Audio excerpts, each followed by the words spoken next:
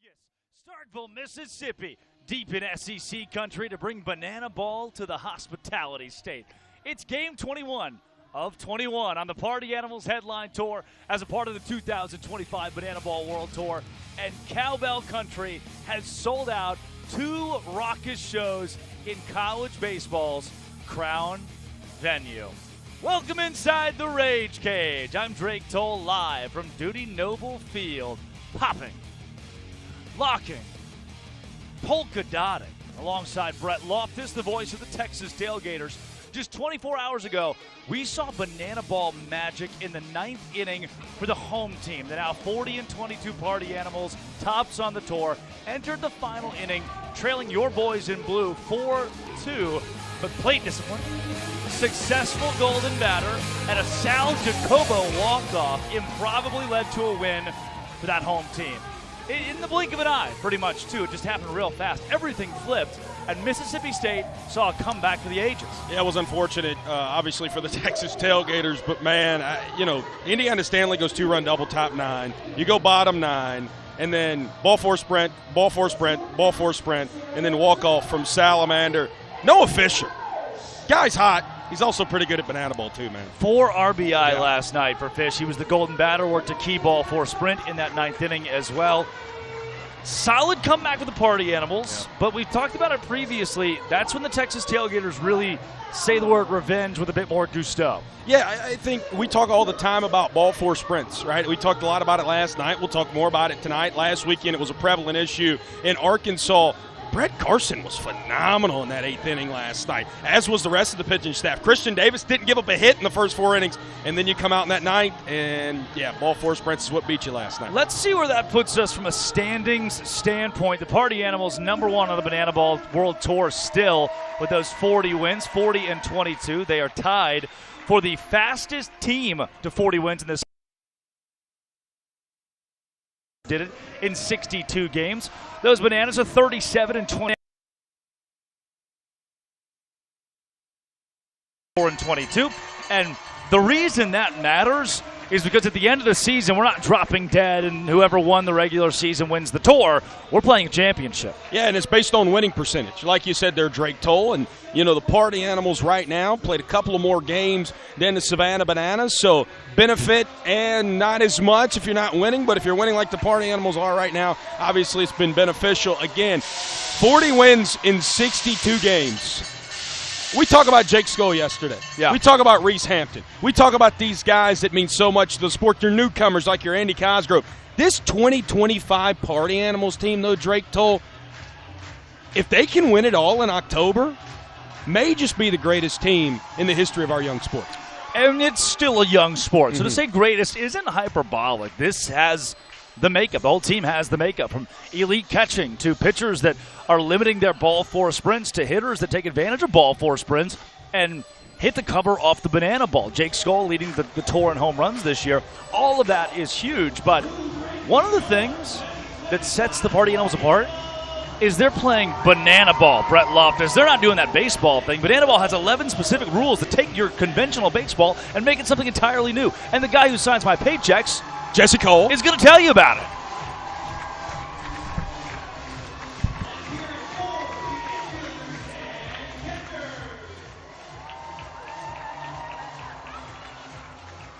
The most runs in an inning, you get a point. The most points win the game. But in the last inning of Banana Ball, every run counts as a point. Rule number 2, there is a 2-hour time limit. No new inning can start when the clock hits 0. Rule number 3, if you step out of the batter's box, it is a strike. Rule number 4, no bunting. If you bunt, you're thrown out of the game.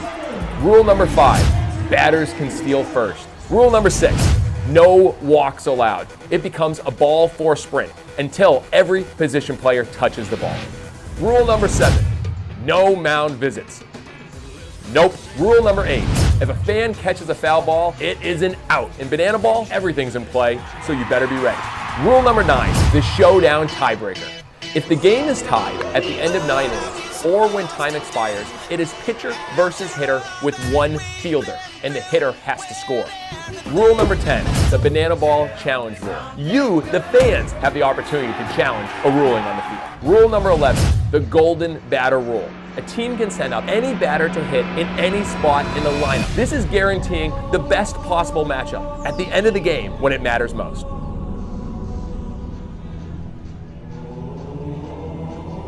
Those are the 11 rules of banana ball.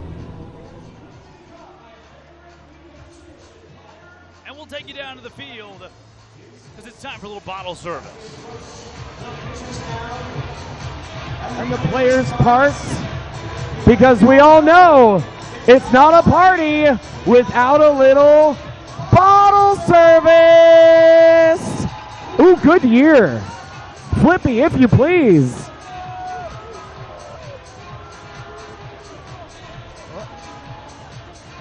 Well, a bartender, cut her off. She's already pre-partied.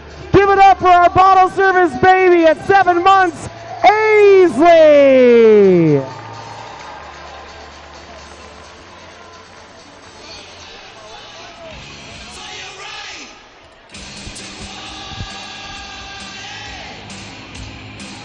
Fans, most ball games start off with a ceremonial first pitch. But I don't know if you've looked around yet, this is not an ordinary ball game. In the party animal kingdom, instead we prefer to kick things off with the first chug of the night. So I'm here with Scott and Mark, and these two beefcakes are going to compete head to head to see who can chug his can the fastest. Whoever chugs his can first will have the distinct honor of towing the rubber and firing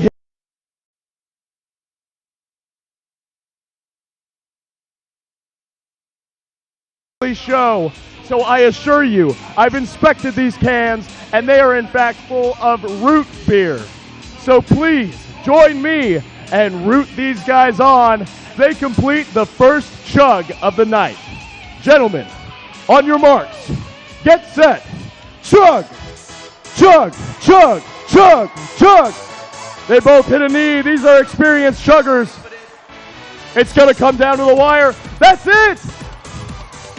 My goodness, we didn't even need the mound for that one. He was ready to rock and fire. Give it up one more time for our contestants and the first chug of the night.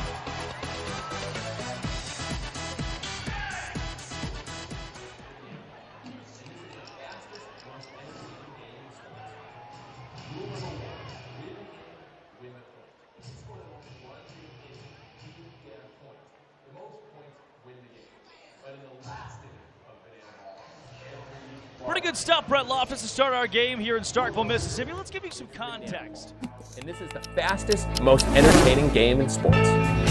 Rule number 1, win the inning, win the point. If you score the most runs in an inning, you get a point. The most points win the game. But in the last inning of banana ball, every run counts as a point. Rule number 2, there is a 2-hour time limit. No new inning can start when the clock hits 0. Rule number 3, if you step out of the batter's box, it is a strike. Rule number 4, no bunting. If you bunt, you're thrown out of the game. Rule number 5, batters can steal first. Rule number 6, no walks allowed. It becomes a ball 4 sprint until every position player touches the ball. Rule number 7, no mound visits. Nope. Rule number 8, if a fan catches a foul ball, it is an out. In banana ball, everything's in play, so you better be ready. Rule number 9, the showdown tiebreaker. If the game is tied at the end of 9 innings, or when time expires, it is pitcher versus hitter with one fielder, and the hitter has to score.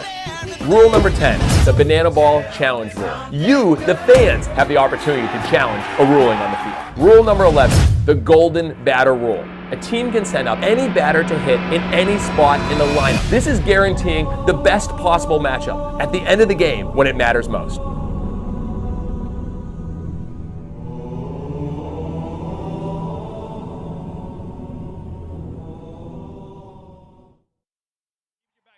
Keep reminding you what those are. In accordance with that golden batter rule, just to really emphasize it, really drive it home, we're going to give you an example here. It's our ceremonial? Ceremonial. Serendipitous. Oh, that's good. First golden batter.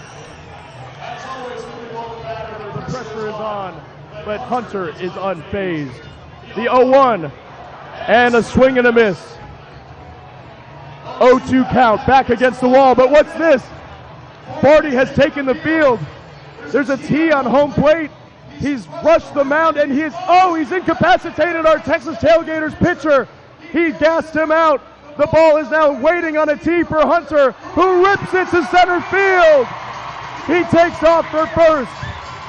Sanchez with the throw, but it's broken up. A soccer match has broken out. A UFC match has broken out. Utter chaos has ensued as Hunter tears around second base. The ball is wild into the infield. He rounds third, lifts his oversized helmet to see in front of him. It's a foot race to the unicycle and he wins it for a home run for your Party Animals.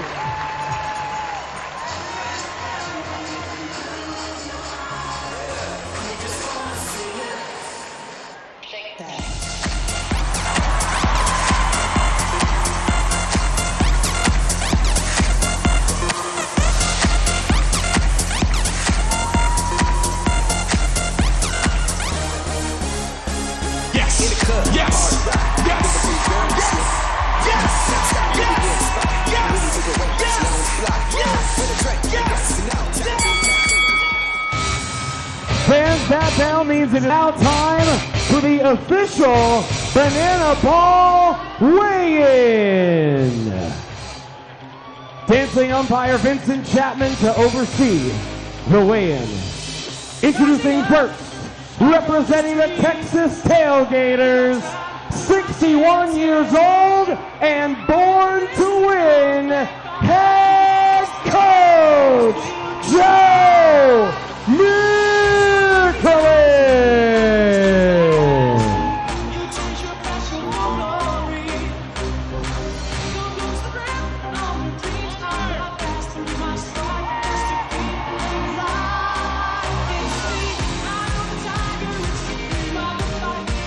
Official weight, 200 pounds of Fu Manchu and barbecue sauce.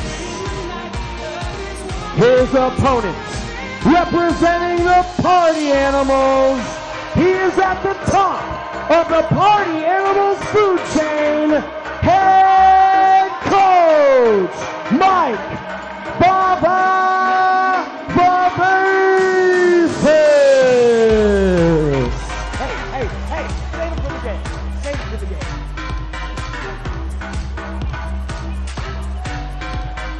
Official weight, 215 pounds of neon flex appeal. Gentlemen, face off. 3, 2, 1, go!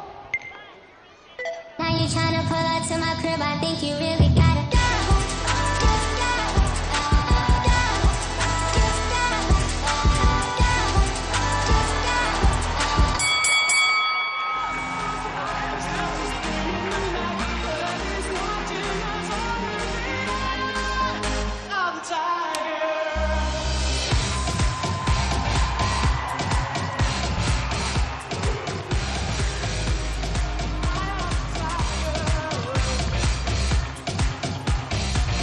Well, fans, the players are ready. The cast is ready. Now it's time for each and every one of you to get ready. So I need everyone who is able to get up out of your seats, on your feet, because it is now time for the fan warm-up. And here to lead the fan warm-up, please welcome 5-year-old Ainsley.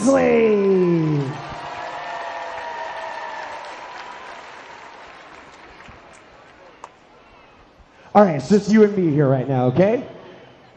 Whatever you do, this sold-out crowd in Starkville is going to do. Are you ready? Yeah! All right, let's do it.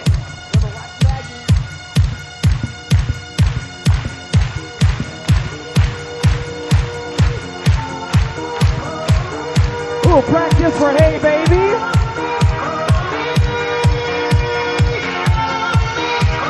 And some shoulder action.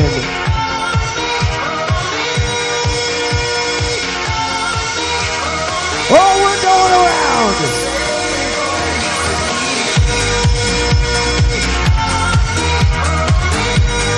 And now we're rolling on the river.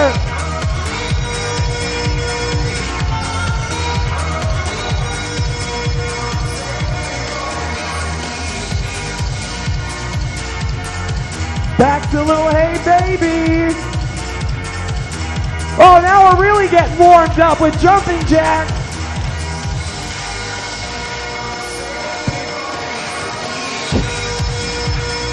Clara May, this capacity crowd is going nuts. Make some noise one more time for your fan warm-up leader, Clara May.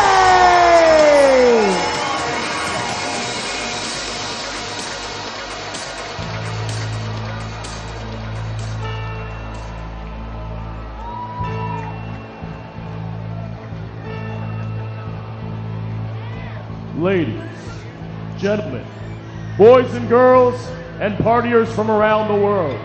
Tonight, you and thousands of your friends here live, and thousands more watching at home, have gathered here to witness something beyond your wildest imaginations. From 6th Street to Bourbon Street, from Tampa Bay to Broadway, party people come from across the globe to witness this. This is not baseball.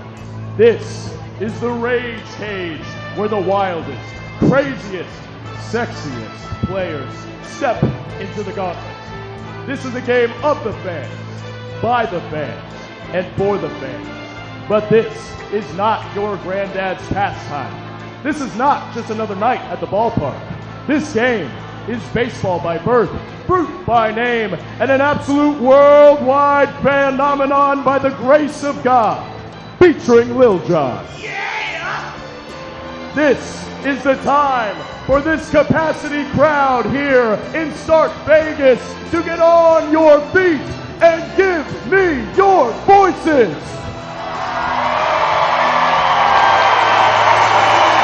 Because this is the greatest party in sports.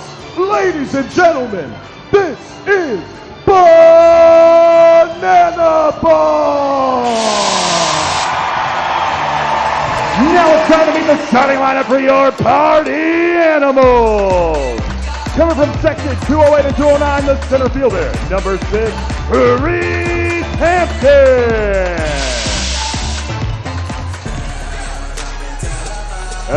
Top of the third base dugout, the third baseman, number 8, Bryson Bloomer. Coming from section 217, the right fielder, S.J. Cole. Coming from the left field firm, the starting left fielder, number 4, Tanner Thomas. Out in left center field, the extra hitter, number 12, Noah Victor. This week, a hot new bombshell enters the villa. Coming from right center field, the designated hitter, number 5, Andy Cosgrove. Out in the right field firm, the first baseman, number 2, Jason Swan. Coming from section 205, the catcher, number 41, Bronson Ball.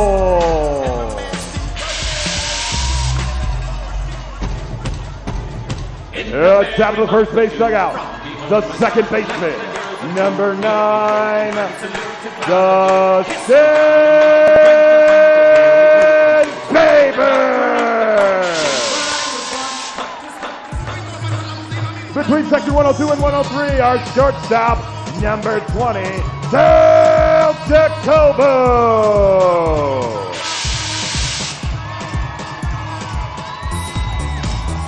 It's coming from the field tunnel on the first base dugout.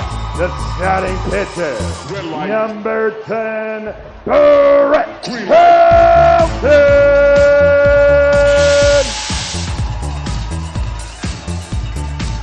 The head coach of the Party Animals is Mike Vava Bases. He's assisted by Thomas Simshay Simino and Anthony How You Bowen Coronado.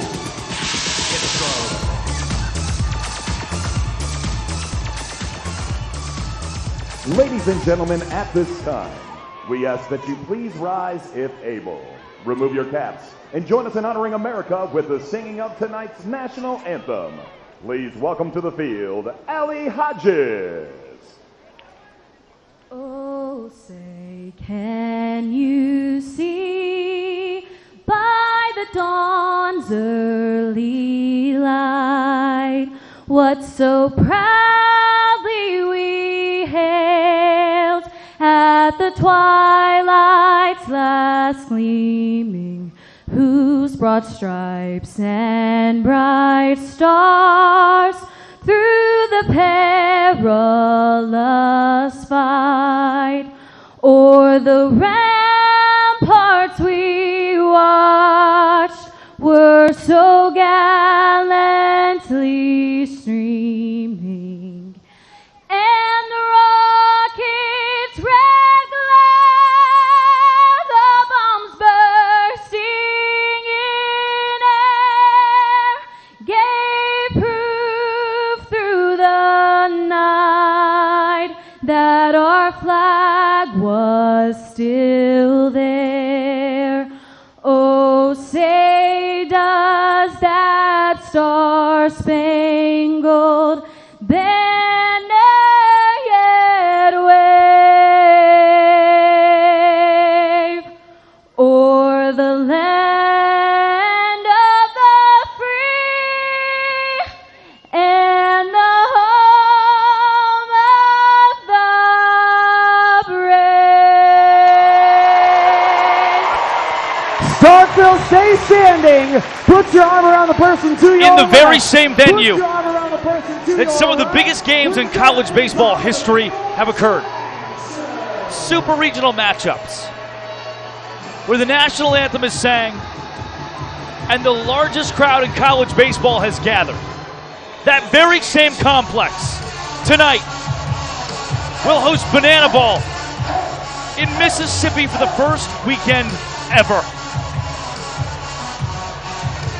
The name Dudy Noble Field, the name Ron Polk, Mississippi State baseball, and all that comes with it. Tonight, Brett, our sport is front and center in one of baseball's finest spots. And here's how the Party Animals will line up defensively. Left to right across the outfield, you see Tanner Tender Thomas. 12 trick plays this season. He was the designated hitter last night. He'll play left field this evening for the Animals. Reese Hampton out in center. Jake Skroll in right. Highlight Dustin Baber, 99 trick plays. And he's the birthday boy. Number 100 coming today, Brett. Well, that's not his birthday. He's turning 28, but yeah, number 100 will be on the horizon today. Him and Sal Jacobo up the middle, as good as a middle infield can be. Bloom and Swan, Bronny behind home plate, and then your best friend on the middle. Brett Helton is one of my favorite Bretts in the entire world. He probably is my favorite Brett in the entire world, specifically with one T. Only with one T. Helton from Colorado Springs, Colorado. 6'3", 215-pound right-hander. Played college ball at Utah. 9th rounder to the Pirates in 2015, and you see his numbers there. The Greek god of MPI. With a smooth night tonight, will dip his ERA below 4, cementing himself as maybe the best starter in all of Bananaball.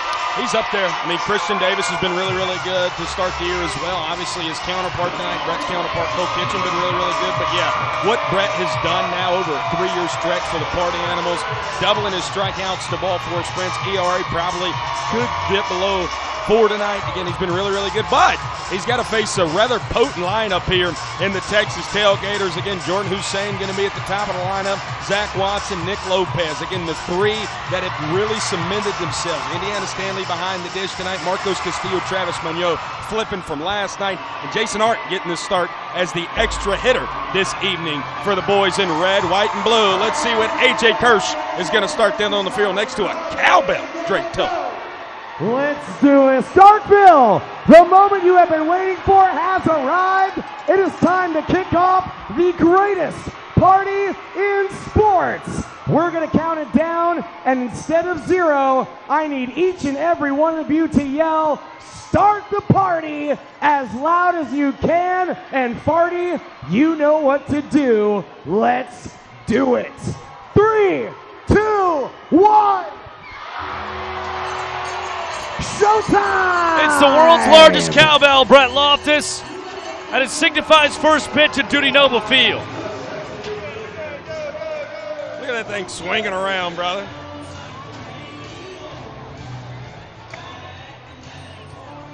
You said it earlier, Tailgaters. One of the most dangerous bats you can concoct in bananaball. 342 OBP this season. There's one thing he's good at doing, it's getting on base. They take strike one from Brett Helton. You know, the crazy thing about Jordan, he had not hit the leadoff spot since JUCO ball before about a month ago, and now he solidified himself as the Tailgaters leadoff hitter. Hussein, well struck and just over the head of Taj Porter, standing the third base coach's box. Yeah, Taj is his roommate back home in Savannah, almost smoked him down the third base line there. Helton's ahead 1-2. Anytime Brett Helton gets a strikeout, you see the signature red light, green light dance. The entire defense orchestrating it well. Taj Porter's okay. Swing and a miss. That's exactly what you'll get.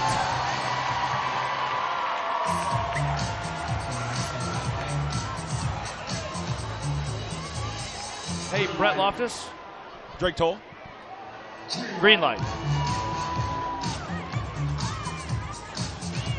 The entire defense is doing it. All the guys at the baseline, every player on this roster knows the dance. It shocks these crowds. They're not used to a Mississippi State right-hander coming out there, canning somebody from LSU, and the entire defense doing a dance. It's exactly how Brett Helton opens the ball game. Now he's got to face a two-hole and Zach Watson, who has not replaced the decal on his helmet in quite some time. Waddy, though, good news, obviously in the lineup today after we've seen that mix-up between he and Drew Gillespie in the ninth last night. There's a sword. Watson out of Ruston, Louisiana. LSU kid. He's played a couple games at Dudy Noble Field. 6, to be exact. His freshman and his junior years as a Tiger. What do you count yesterday as, Brett? I mean, collegiately speaking. 2-2. One down and nobody on. Second batter of the game for the Texas Tailgaters. Poke to Bloomer out of his glove. It'll be a nearly impossible play. And it's a base hit for Zach Watson. That was an odd one right there. It was so low to the ground that Bloom almost had to scoop it off of it. Snow coned out of the top of his glove. And Blake O'Hare, the true star of this production, gave him a hit. Fans had an opportunity for a foul ball recorded as an out. Couldn't grab it. Nick Lopez, Santa Ana, California. And Brett, the center field camera angle we have here looks a little bit smoky. That's because there are grills all across left and right field cooking literal meat right now. You know, I talked to Nick Allo, who works in tickets for us yesterday. He said that the folks can get out there and start prepping those grills at 2 o'clock in the afternoon. Now, they can't turn them on and start getting the meat ready until about 5:30. Tanner Thomason left, that ball drops. Pops out of his glove, consecutive singles to the Texas Tailgaters. Move to Indy Stanley, the party animal killer. Stanley, a couple of RBI last night, and a double as well. Wow, Tanner lost the glove there. Good effort out there from Tanner. But yeah, Indiana Stanley, man, he has been special this year against the party animals. I don't know what it is when he sees the boys in black and pink, but he's got to be happy that out of these final 5 weekends, 3 of them are against the Party Animals. Stanley, 11 RBI this season, looking for number 12. It's Zach Watson who stands off second, Nick Lopez at first. Couple of SEC guys. Yeah. Lopey from Kentucky, Waddy, LSU. Stanley. Originally a Savannah Banana in the CPL. Turned visitor last season. Turned party animal last season. Now a Texas Tailgater. Indy. Tap right back behind him. Now Brett Helton wants strikeout number 2.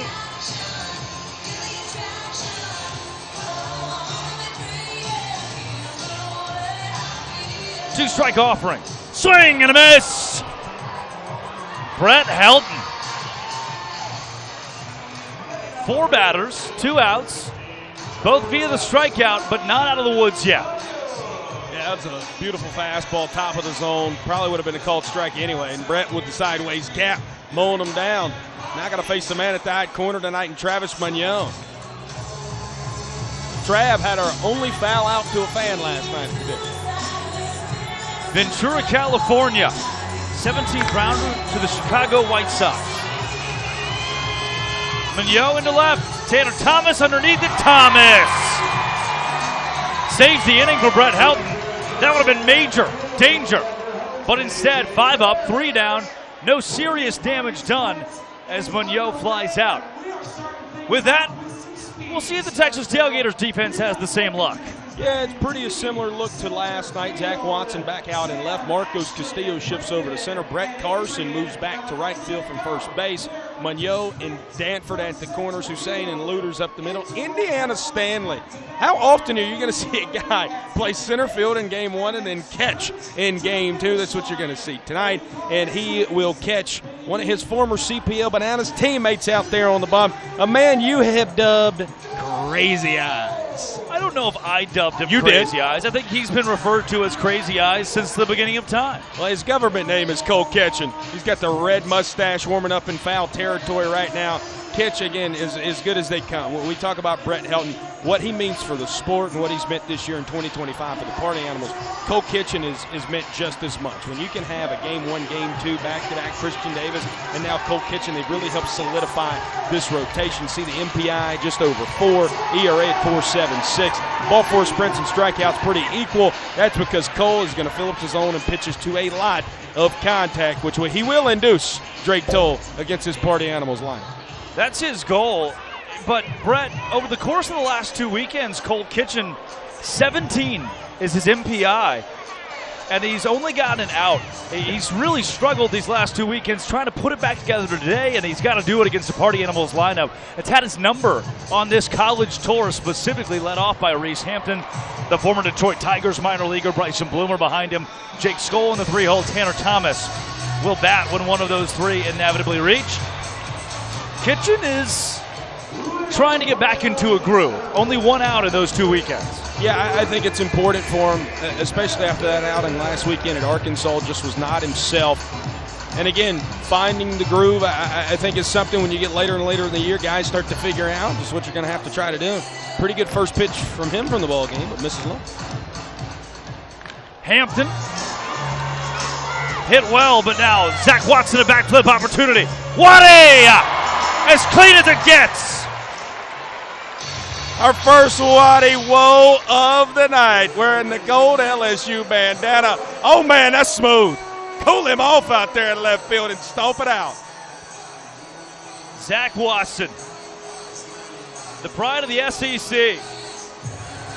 He's been back in some old stomping grounds here recently. You know, we were talking to Ryan Polk off air. Got to talk to him on air last night. Talked to him off air and just bragging on all these SEC guys. He goes, you know, Zach Watson was such a pain.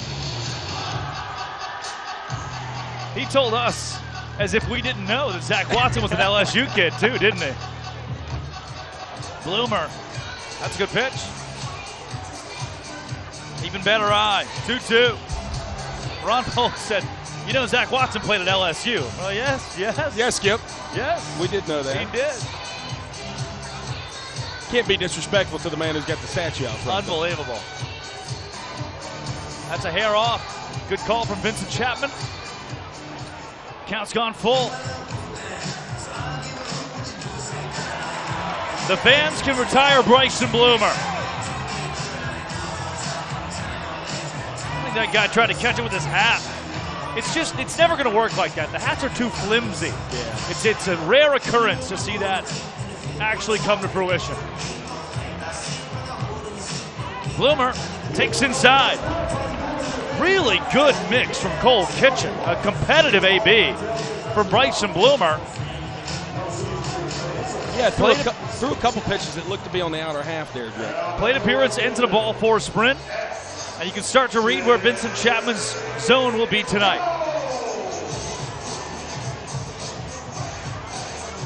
Jake Skoll.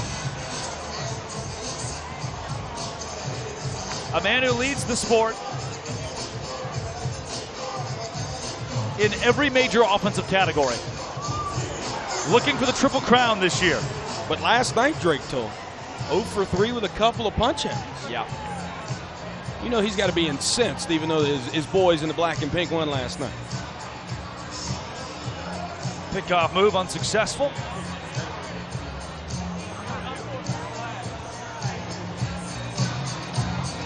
Skoll will take low, and I should correct myself. It's a 721 MPI the last 2 weekends for Cole Kitchen. An inning and 2/3 on this college tour.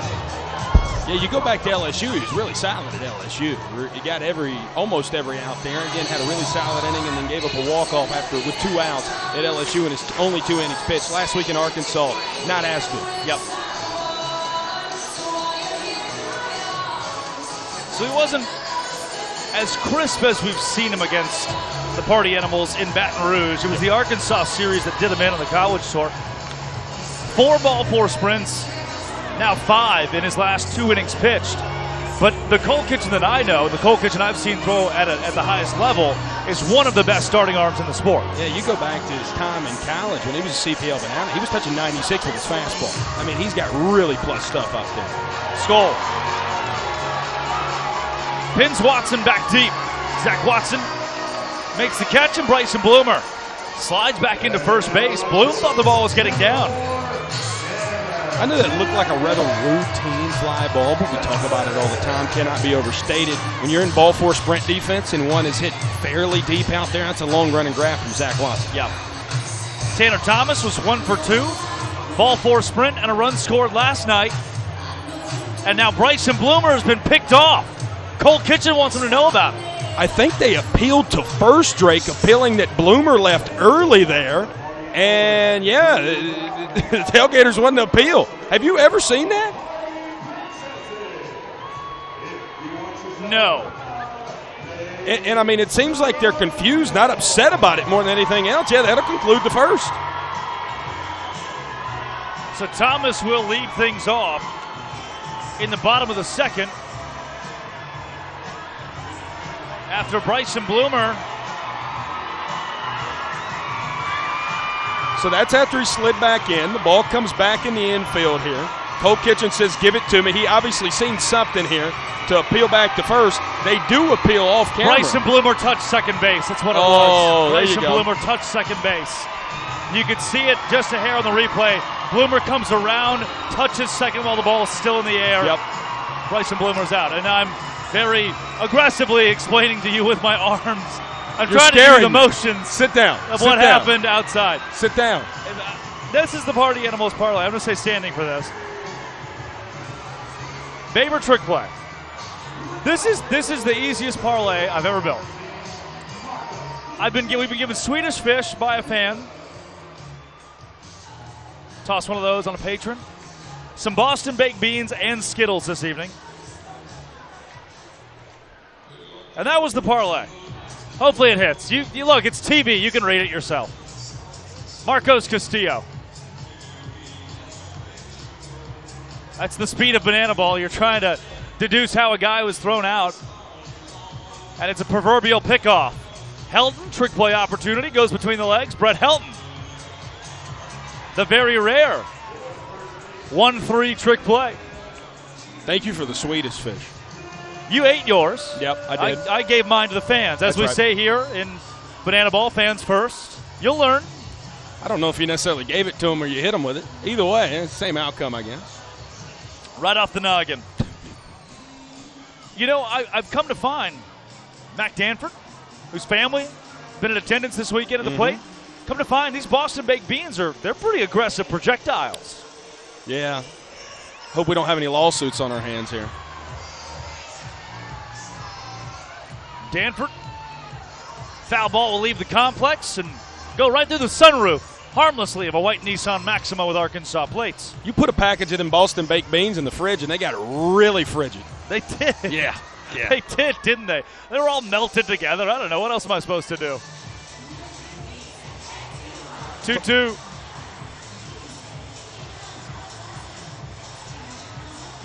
You know, if there's one thing Brett Helton doesn't do, it's throw a lot of ball four sprints.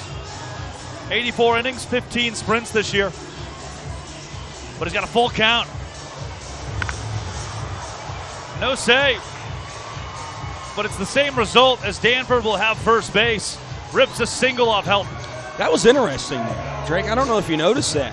The party animals are still playing back on a full count there. If Reese Hampton's playing in right there, that's probably a fly out to him for out number 2, but a single for Mac Danford. And that's feel. They know that Danford will never take a second base on a ball four sprint. First pitch swinging. Sal Jacobo! Robbery! One of the best catches you'll see. Let's see it again. Climb the ladder, young man. I don't get paid to say this, but that was awesome.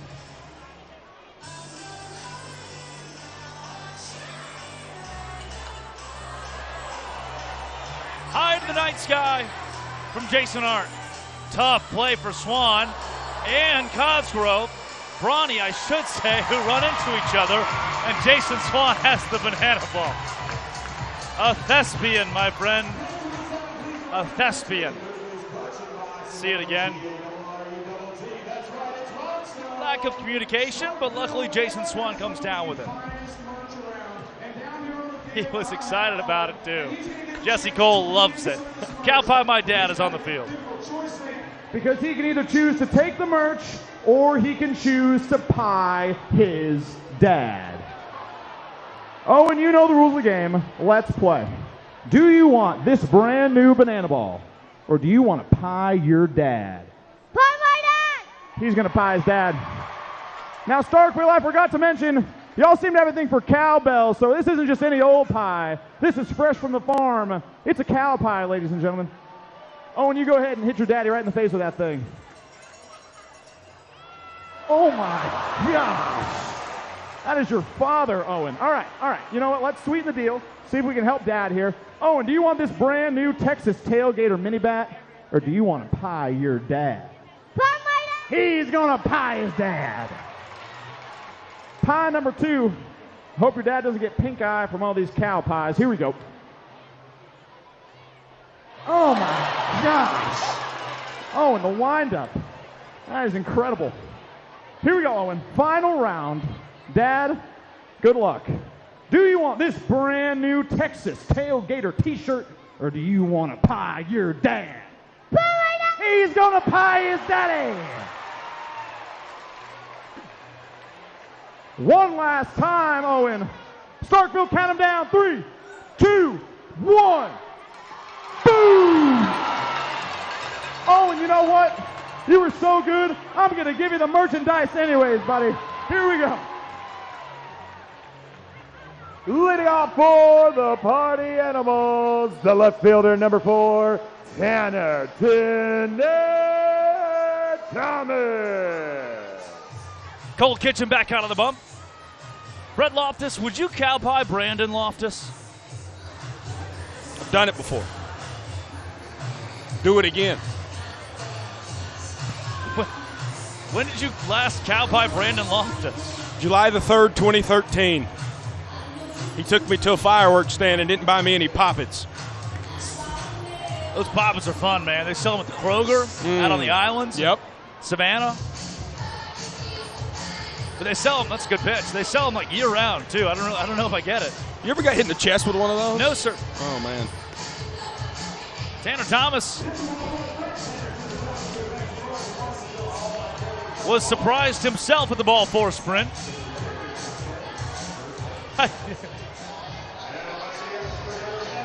These two teams are ripe with sportsmanship.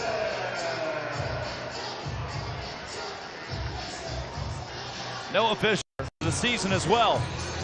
Had a key ball four sprint, but they got the third base on. I know all the grills are smoky. There's one in left field that Wow.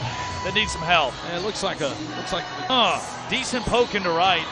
Carson is there. Tanner Thomas back to the bag safely. it's still going, Dre. There's still a lot of smoke in left field. Yeah.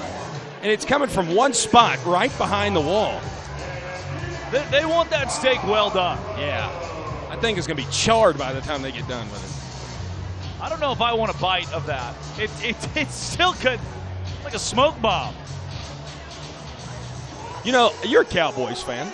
You ever remember when Al Michaels on Monday night or Sunday Night Football got mad about all the smoke coming out? This is what this reminds me.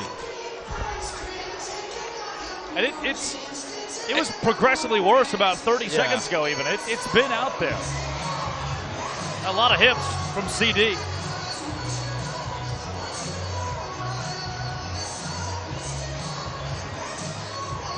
Jimmy Strings also in there in the hip category. Andy Cosgrove will strike out against Cole Kitchen. Kitchen throws a hot dog at his catcher. Now he's got a Sharpie in his hand. Crazy eyes. With a crazy little fastball. Says, hit that one, Cos. Swanee, who just made a web gem of a play of first base. Worked the ball four sprint, scored a run last night. Jason Swan lifted deep into left. It's off the wall. Thomas gets the wave. Here comes the relay. Play at the plate is not in time. Jason Swan walks off the second inning with a double for the Party Animals.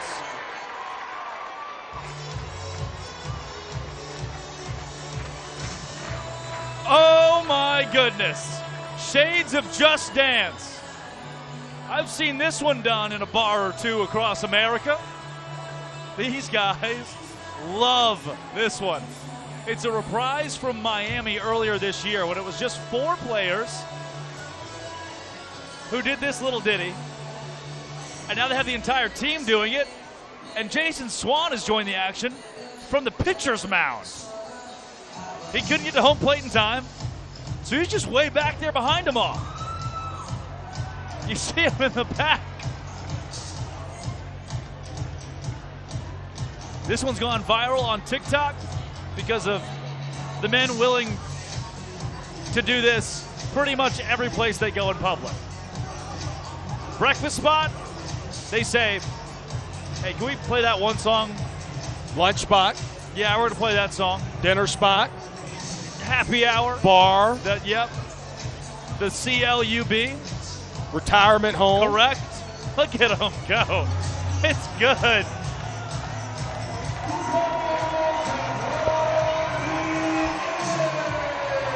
Jason Swan.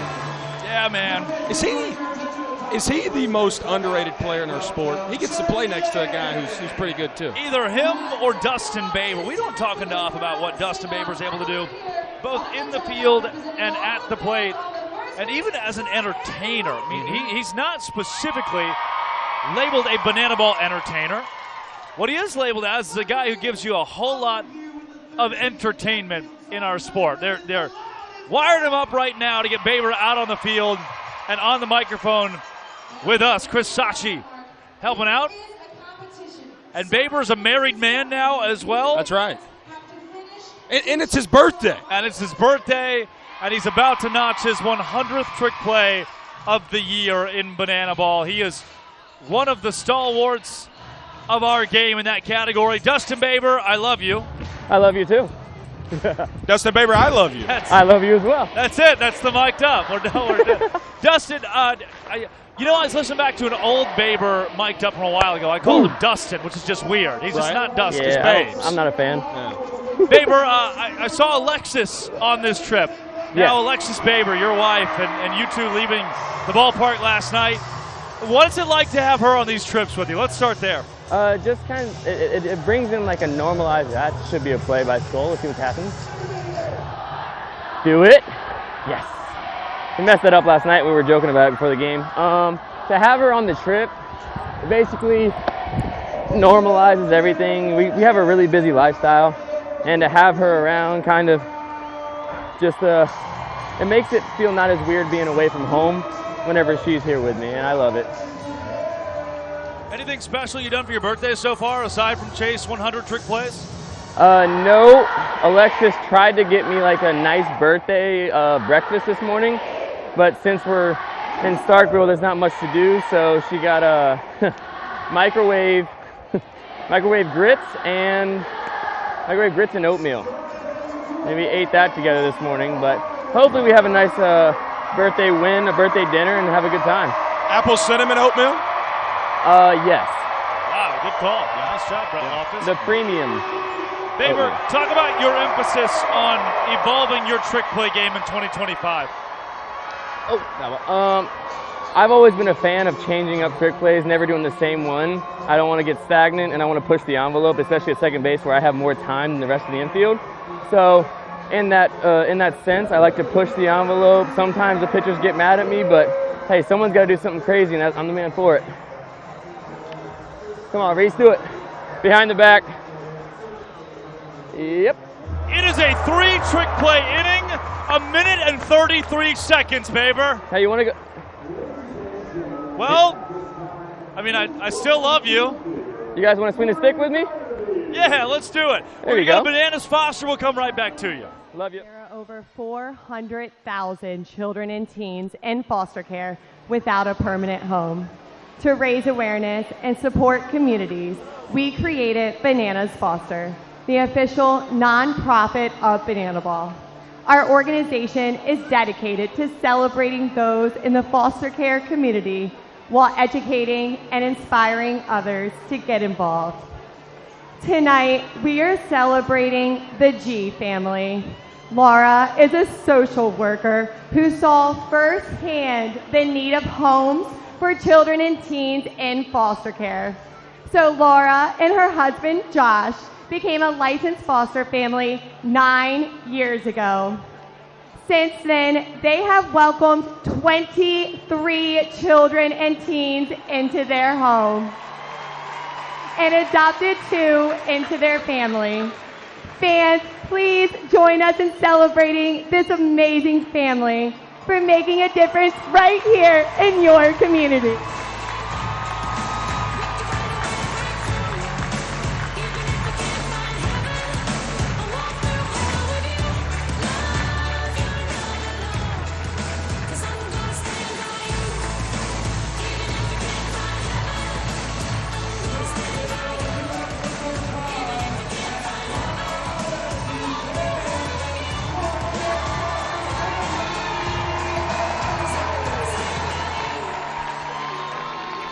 Spectacular as always from Bananas Foster down on the field, and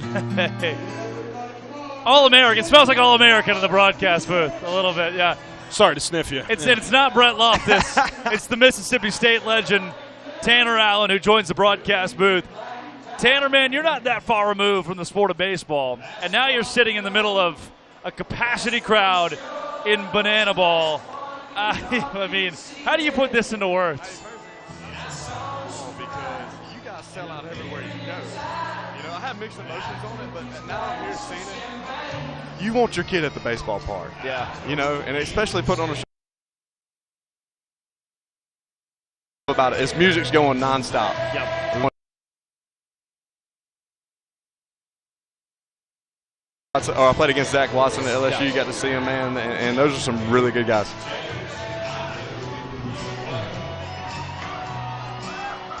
Tanner, the dude. They call this the Carnegie Hall of college baseball. Yes, you got to play here in a couple big games in your day. What does these environments, I know you were here a little bit last night too, what if these environments this weekend kind of rank on that scale to back in those days where it was really popping off? Man, Dudy Noble is so special, and it's special because it's always full. So seeing Dudy Noble full, man, it makes my heart warm. And guys, like I said, you guys sell out everywhere you go. Y'all are used to this, but man, baseball is so special in this town. And to see the amount of support you guys got in this town is not surprising to me at all. You ever met Ron Polk before? Hey, look, I told somebody earlier, if you want to talk to Ron Polk, you better pack a lunch because he will talk your ears off. That's why, I mean, he's everywhere. Everywhere. He's omnipresent at this facility, which he deserves to be. This is the house that he built, his statue's outside. Hearing him wax poetic last night about bananaball was special. That's a guy who is baseball through and through. For and sure. he sees the value in this. I mean, this is a place where baseball is tradition. In the SEC, baseball is tradition. How funky is it to see folks embrace something that may not be tradition? Yeah, it's really neat, man. Like I said, this is a great environment for families to bring their kids to and see the game and then also see a show put on. Y'all are doing it great. But I'll tell you a cool Ron Polk story. Pokey was out here smoking a cigar, and you know, one of the security people didn't know who he was. And I'm like, hey, you can't smoke here. And he looked at him and was just like, this is my stadium. I can do what I want. And he's like, well, it's pretty much, right? But, man, I can't even put it into words. Like, I'm sitting up there in the suite with Jonathan Papelbon, and we're both like, man, this is an unbelievable atmosphere. This is really good vibes. This is awesome. I was talking to one of our guys in our clubhouse today, and I said the name Ron Polk, and he said, now who is that? I said, remember when we walked into the stadium this morning, it says Dudy Noble above it? You know that statue right there? That guy. Yeah, that guy right he there. might know a few things about Mississippi State baseball. He's got a statue right out there, you know what I mean? But Pokey's awesome, man. He always used to hang around practice, always involved. And, you know, for me, he would always come in the locker room before the game. He'd be like, TA, all we need is your hit and run swing tonight. Man, he keeps it real simple, you know. So he's awesome. Tanner, you're part of the only national title team here in the history of Mississippi State baseball. Take us back to that 2021 season only just 4 years ago. Hey, man, it was an unbelievable ride. When I think 2021, I think national championship, first thing I think of is just like, man, it was a family that year. We were a family. All the guys, all the coaches, all the staff, and, of course, as you can see, this place packed out. And that's the number one thing that comes back to me when I think about 2021 is being able to share that with all these people is something I'll never forget, man. These people, as you can tell, we love baseball. So we needed a national championship, and I'm just so humble and honored to be able to bring one home, man. That was really cool. You already talked about Papelbon. We saw Mitch Moreland last night, a couple of guys who've been in bananaball before. As good as they are, as good as those teams were, they didn't get the opportunity to win a national championship. Yeah. How special is it to represent those names with a ring on your finger? Oh, 100%. It is so special. And I tell people all the time, guys like that paved the way for us to do what we did in 2021. They set the standard of Mississippi State baseball, and it's like every time I stepped on the field, there's no way I was going to do something that would make them shake their head. You know what I mean? So that's why I always had pride of wearing the M over S when I was on the field. Tell me, we ask this question a lot to guys like Jake Skoll, who plays right field for the Party Animals, drafted by the Rangers, 15th overall. So, man, you don't have to like bananaball. You don't have to say the things you're saying. You can show up or stay home and hate it, but you don't. Yeah. Why? It's just, man, you can just look out here in the stands is all you got to do. There's your answer right there, man. And I know a lot of people got mixed emotions on it, but I just tell people, like, just from last night, like I said earlier, man, you want your kids and your family at the baseball park, okay? And there's no better way. You know, you can go to a college game, you can go to a big league game, and that's awesome too. But, man, you got this going. This is just an overall great environment for a kid to learn to fall in love with the game. You know what I mean? It's like you guys are the Harlem Globetrotters, literally. So that's really cool. Cooler in our book. We'll see. I mean, if you're filling out 100,000 people in a football stadium, yeah, you're pretty cool, right? No doubt. TA, man, you seen a replay of the guy you played against in college, Zach Watson, doubling up Armando Becerra at second. He ever do that to you? Hey, I'll tell you a Zach Watson story. He hit a home run off one of my best friends, Connor Pilkington, who now pitches for the Guardians, okay?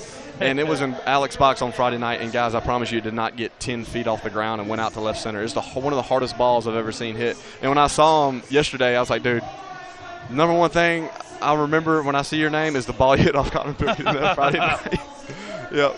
Dude, that's great. So what's, I mean, I don't know if I don't have the contract in my back pocket, but what does it take to get Tanner Allen and Bananaball? You're 27, Tanner. You're 27. You can still play a little bit. I've seen the biceps. Look, I'm going to be honest with you. I was really, really tempted last night to be like, man, it would be cool to come out here and be a part of this, you know, and be able to, like, these guys don't understand, man. I'm sure they do, but how much of an impact you could have on people. And being able to share your passion for the game in this way is something I really, really enjoy doing. So that was one thing. It was like, man, that would be really cool to be able to impact people and to encourage them to come to the baseball field. So it's really, really tempting. So I'm definitely considering it. Well, our director of scouting, Barry Aldridge's number is 873-426-7. I'm just, no. Well, let me get my pencil and paper out real quick. I won't dox him, but I'll send it to you. Tanner Allen, a pleasure to have you in the booth. Guys, thank y'all so much. Y'all have a great night, man. God bless y'all. No doubt. Sean Fluke's down on the mound. You know, we welcome a guy like TA to the broadcast booth, and then we go straight from the waxing poetic about the beauty of the athletes in Bananaball down to the most beautiful belle of the ball. His name is Sean Fluke. Beautiful belle of them all. Yeah, that's something. He is something. He had that cowbell last night going after it over there at first base. Induced an out and also a run for the Texas Tailgaters. I've told this story a couple of times, Brett. I'll say it again.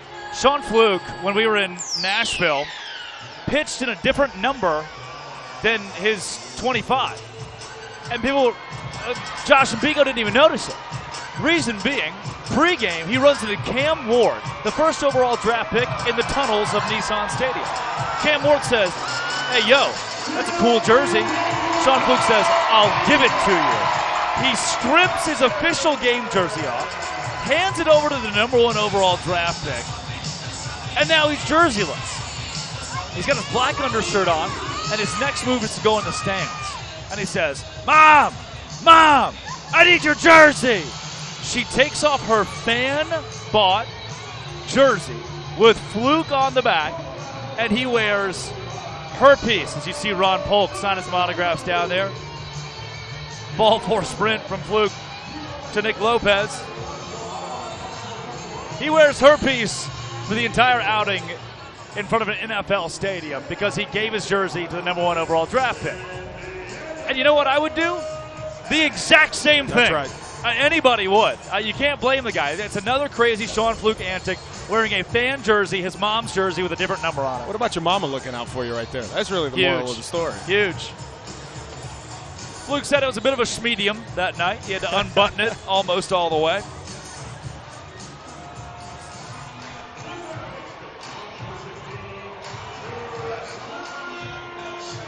Another good Sean Fluke story is last night.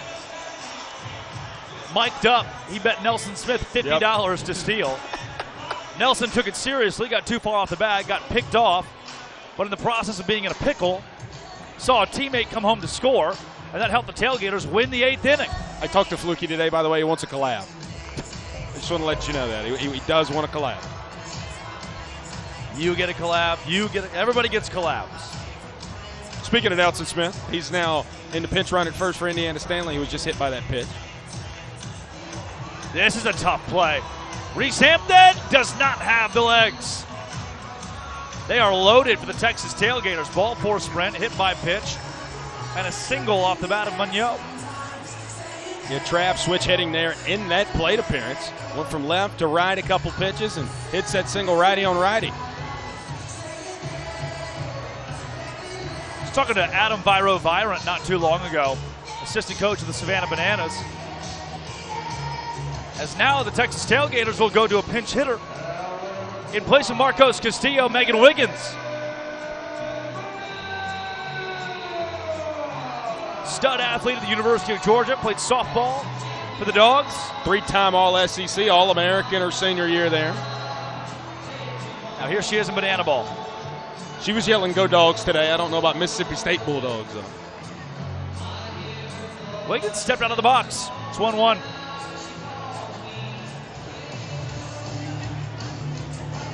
She worked a ball 4 sprint last weekend against Ashton Lansdale. 2-strike offering. Oh. Wiggins. Line foul. That was dangerous.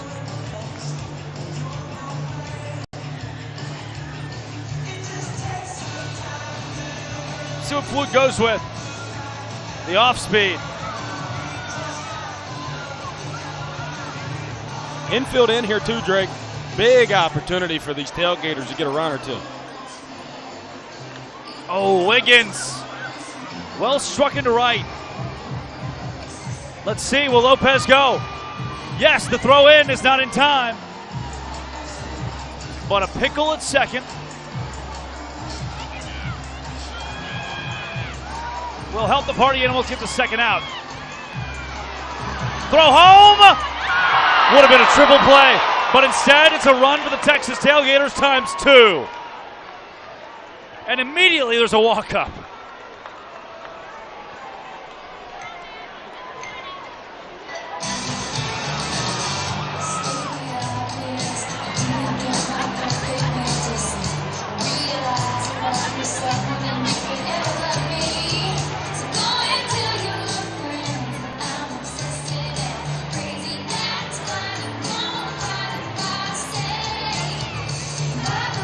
Mac Danford in those wigs, huh? Women in bananaball. Mac Danford, he loves him some women in country too. Oh no. Couple long-haired guys, huh? Drake, is he going to hit with that wig on? That's what I want to know. Oh, he just tore up a picture of Fluky. Oh no. He's not going to hit with the wig, but he tore up a picture of Sean Fluke. That's his picture to burn, huh?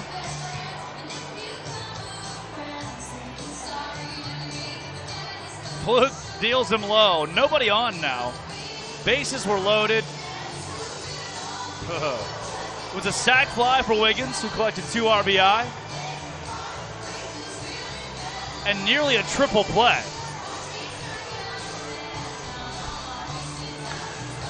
That singular AB was a banana ball classic. Reese Hampton going back. Reese Hampton at the wall makes the out to the deepest part of the ball field. That's as well struck as we've seen a banana ball maybe all season. Yeah, Mac really got into it. It's interesting to look back at this, though. Travis Munoz with some heads-up base running there. Knows Nelson Smith is on third. Nelly still kind of delayed home. If the throw's good, may have beat him. Throw a little bit up the line, and Nelson Smith, the designated runner, able to get home for a couple of runs there. Now Jesse Cole. And we're going to get those hands all the way up in the air. All the way up in the air. And we're going to rock the biggest Hey Baby Mississippi's ever seen. Here we go. Cue us up. I'm taking my headset off for this one. Oh, here we go. Hands going. Does that mean I get to do play-by-play of you doing Hey Baby, Drake Toll? You guys Is that what that good. means? Okay, he's got the Boston, what are they, Boston baked beans? Oh, he's rattling them, folks. Now let's get those Here we go. arms waving. Here we go. Ooh. Ah. Rattle them things, Toll. Rattle them. Here we go. Keep it going. Hands up.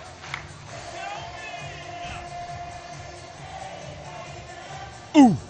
Ah. Go, Toll. Go, Toll. Rattle them around. Throw them around. Throw them around. All right, keep it clapping as we shuffle.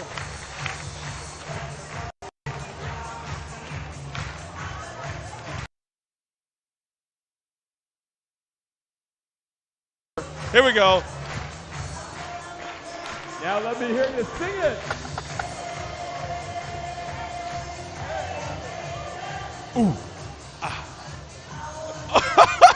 The perm. Not the perm, Toll. Not the perm. Oh, man. Final party of the year, best party of the year for Drake Toll. Oh, no, it's wet in here. You just got excess H2O of me, Toll. You guys are amazing. Give yourself a round of applause. Oh, I don't know if Drake is going to be in commission here. We got water on the monitor. We got water on the glasses. We got water on the fur. Toll, can you speak to us? Can you tell us about that? Are you okay? Party Animals carry a 1-0 lead into the bottom of the fourth. Jimmy Lewis enters the game for the Texas Tailgaters. I would love to tell you about Jimmy, but my notes are soaking wet here, as well as my very expensive laptop.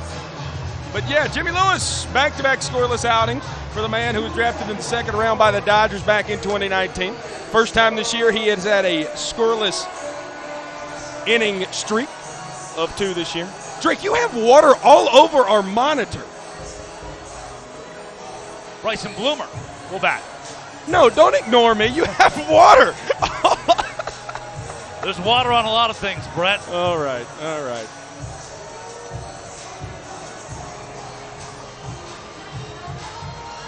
It was the last Hey Baby for, you know, the Party Animal headline tour. That's right. By rule, I had to do the water. Swing and a miss. Jimmy Lewis, good. Really good, man. You know, I've talked to Jimmy a good bit here recently, as the guys are chilling out just watching, leisurely lounging on in front of the dugout. Jimmy said he's trying to throw a lot more fastballs here recently. That fastball up to 93, 96. He just wants to let it eat. Molly Jones in the chat says, I went pee. What happened? Hit the rewind button a little bit, Molly. I'm not doing it again. I'm not doing it again. I got a towel. I'm going to just take Blake's polo over here and just wipe everything down. Blake was in the Shamu zone. He got some of it, too. Jake Skoll, what a trick play! Jonathan Sunshine Looters, invent your own! He is as tricky as we've seen anyone in Bananaball. Use the feet. We talk about Dustin Baber, the innovation of trick plays, the evolution of our sport. The feet, not the hands, for one of the best trick plays you'll ever see. Stoll is yet to get a hit this weekend. I was talking to Biko Scala the other day. You know that guy. I know him. Biko said, I think the future of our sport and trick plays is going to be the guys utilizing the feet more and more. And if Sunshine Looters hasn't started that trend and really spearheaded that, I don't know who has. Yeah. He's going to be a name to remember in this sport for a while. Tanner Thomas hands off a trick play opportunity. Backflip! Count it! Zach Watson, his second of the night. In a different position. He did one in straightaway left earlier. That one a little on the right center field alley. And another backflip for the man from LSU. The band is on the field. Whoa. The band is on the field.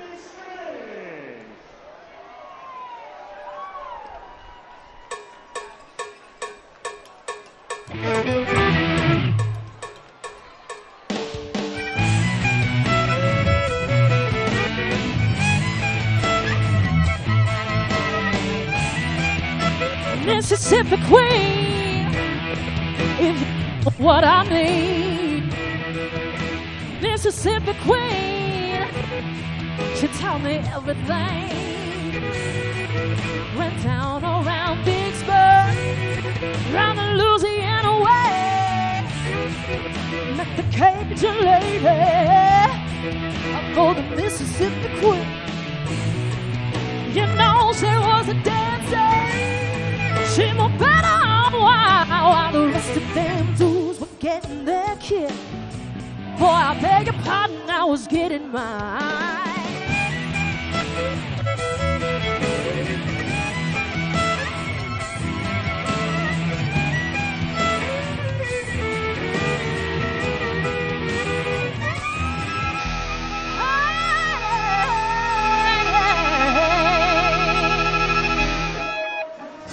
Combination. Bert, I can only hope that we see Party Down these next few weeks as well, or back again. Even to the Texas Tailgaters headline portion of the tour, into the tour championship. I need more Party Down in my life. They are incredible. Oh, yeah. Jake Lialios, maybe the best entertainer you'll find in our young sport. Pitches, too. Pretty good at it. Yeah, he's been really good here recently, starting to find his groove here on the college tour. You know, he gave up the home run to Indiana Stanley and LSU. Really good outing last weekend in Arkansas and continuing to drive that ERA lower and lower. Bottom of the order he'll have to face here, too.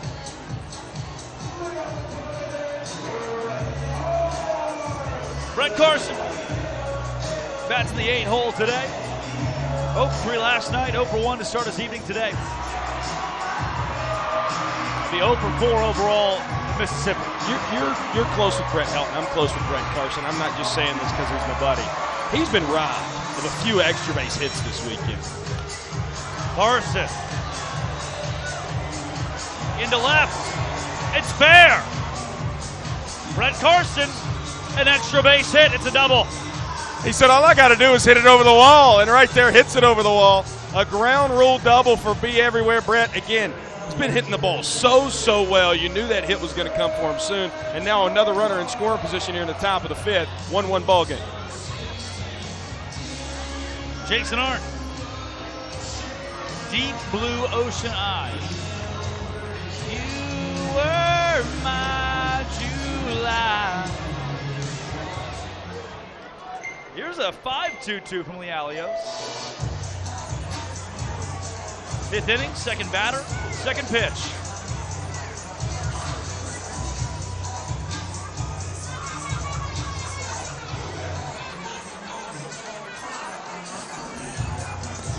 Lealios deals outside.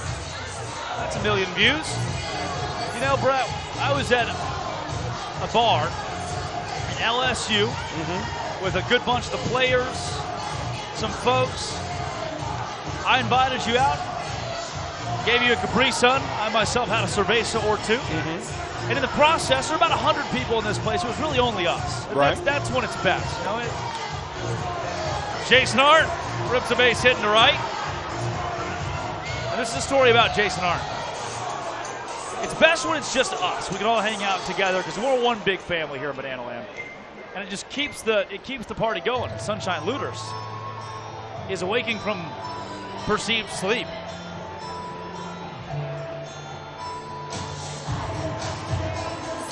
Sunshine's got a pocket full of sunshine. I see what they did there, Brett.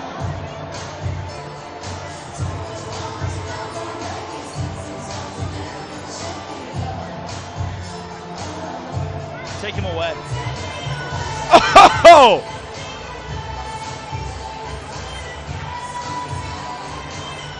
How does he ride that thing so fast? This is one of the coolest walk-ups I've ever seen. Oh, yeah. I've got chills. Full body, one may would say. One may would say.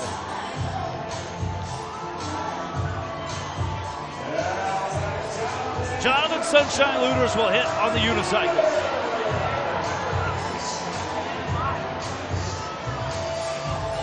The only unicycle batter in the world.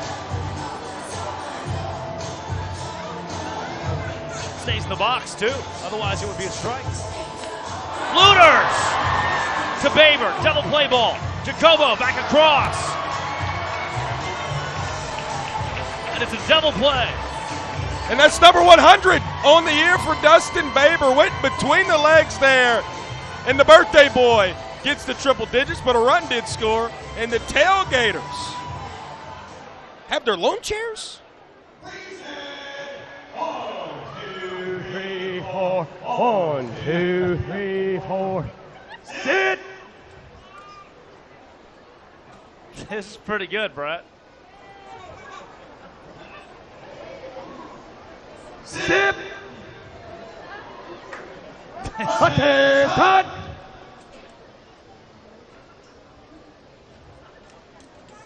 Forward march! And the crowd liked it too. Let's see it again. Dustin Baber, trick play number 100 on the year for the Jinja Ninja. One of the best in our sport. Triple digits. On his birthday. On his birthday. So there we are at the bar. Right, Jason Arndt. And I'm feeling loose. I go to the DJ booth and I said, hey, one of the guys in this bar is a Spotify artist. And the DJ looks at me and says, I will skip every song on this playlist. Tell me what the song's called. I said, My July by Jason Arndt. Don't even ask me to spell his name, because it's just funky. Both teams. Right. And the dude plays it. He cuts in the middle of the song and plays it immediately. And the whole place, flashlights in Jason's face. Everybody screaming, My July. It's a bang. It's a bang. I even heard you muttering those lyrics from over in the corner. You were my July, man. You know, Jason actually just released a new song yesterday. Tomorrow It Won't Be. Brand new song from Jason. Tomorrow It Won't Be what? What was the name of the song? Tomorrow It Won't Be. You released it yesterday? Yesterday. But tomorrow So it won't be. But it came out yesterday. Tomorrow won't be what? Yep. Trick play opportunity for the Allios. No, sir. We'll do the right thing and get the out. Now for the Texas Tailgaters put up a run. In a 1-1 ball game, Tailgaters could take the lead if the party animals don't strike in the bottom of the fifth. But I'm hearing down on the field a couple people are caked up. Bases. Say hello to Team Junk in the Trunk. And say hello to Team Big Booty Britches. Now, as you can see, their backsides are absolutely out of control, and we're going to put them to use right now. When I say go, the contestants at first base are going to bump the contestants at second base. They are going to bump the contestants at third base, and the first team to catch a face full of cake will win a race that we like to call Caked Up. Contestants, go! And they're off. Big booties swinging in the wind. Butt bumps at second base. They almost ate it immediately. Big butt bumps at third base. It's a sprint. And we've got a winner. Who doesn't love a face full of cake?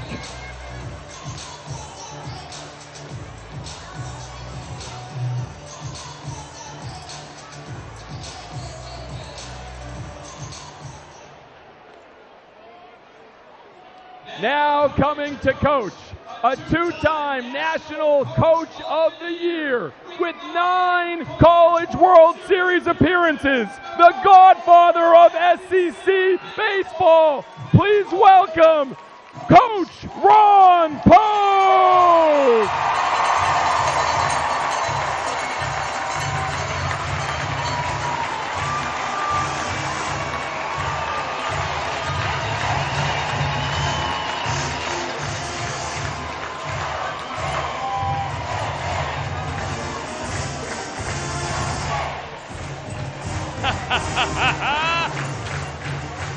Swing away, says Ron Polk.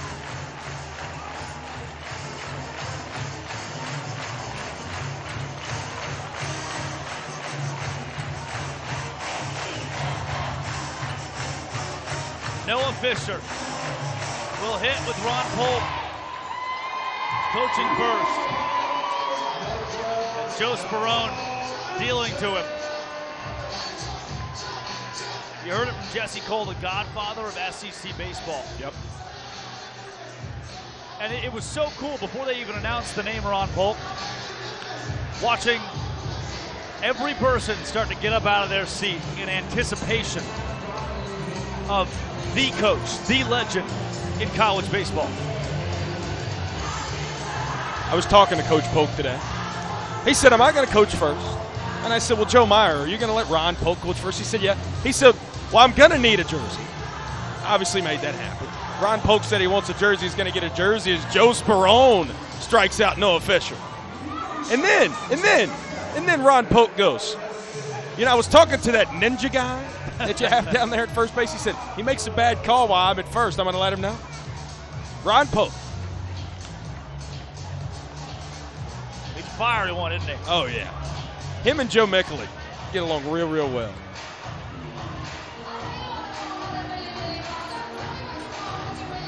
I mean, that's one of those names that is a call away from everyone in baseball. Yeah. Any living baseball figure. Ron Polk, a call away from them. Coolest Ron Polk story I heard this weekend. Reese Hampton played for him in the Cape Cod Baseball League. Hyannis Harbor Hawks. That's right. Andy Cosgrove. did not go hard 90. So the out is recorded by Jordan Hussein. Cosgrove wasn't booking it. Jason Swan may just have to kiss one of us through his phone.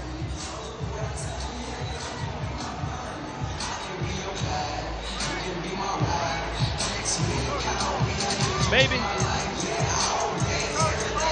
you know that I miss you. I miss you. I miss you. Here we go.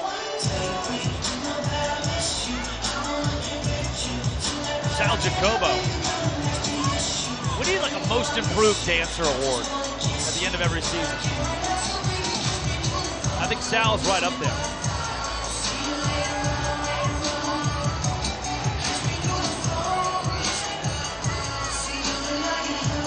Jason Swan with swagger. 1 for 1 tonight. You see the double in the second, walked off the inning.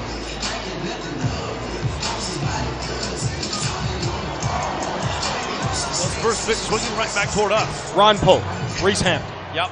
Reese told me every single year Ron Polk is the first guy to text him on his birthday, and that every single Christmas, Coach Polk, sends him a Christmas card, a handwritten Christmas card that he sends to thousands and thousands of former players. That's how special Coach Ron Polk is. You know how many guys he's coached? A lot. Yeah.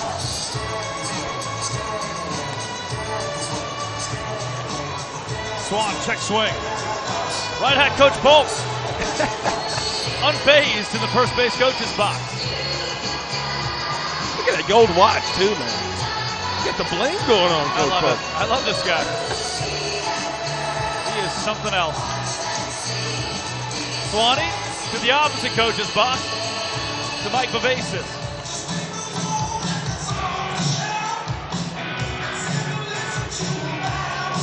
He's been fun to talk to, that Ron Polk, these last few days. Jason Swan deep in the hole, he's 2 for 2. Trying to help the Party Animals tie up this 5th inning. And Brett, what do you know about Carmen or Olivia? Elizabeth and Rachel and Kiki and Z-Dub and Melinda and Leah. I told you I'm like Santa Claus, man. I read every one. Peggy's in there for sure. Biff. Steve Kellogg. I read every one of these live fan feedback YouTube comments. A whole lot of partiers out there joining us tonight. In a world full of bananas, we thank those that said, hey, I want to be a party animal this evening. Or Texas Tailgaters. It looks like Coach Polk is mouthing Mac Danford at first base. He might just be giving him some tips. He's giving Danford an earful.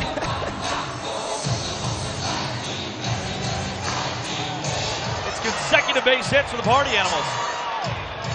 Swan took a big turn around second, but parks. Now Dustin Baber comes to the plate with a pint of beer in his hand. Wait a second. He's going to pour the Mick Ultra into a cowbell. Baber beer chug out of a cowbell at Mississippi State.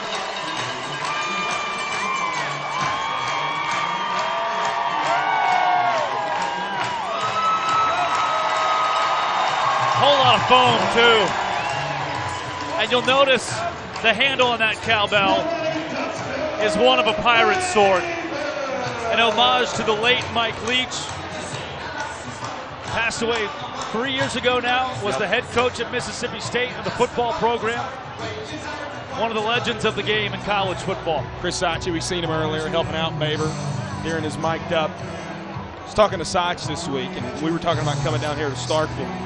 And I said, God rest Mike Leach. So how cool would it have been to have him here? What would he have thought of Bananaball? I know he loved it. I can only imagine. Double play ball.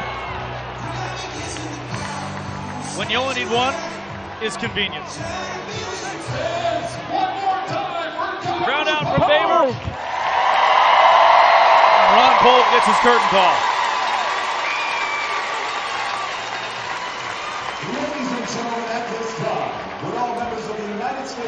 With that down on the field, my friend Zach Blankenship is saying hello to some fans. Oh yeah, this is Bam Bam with Fans First Fifth. I'm here with Miss Lindsay and Mr. Asher. Miss Lindsay, would you mind telling me why you love the Tailgaters so much?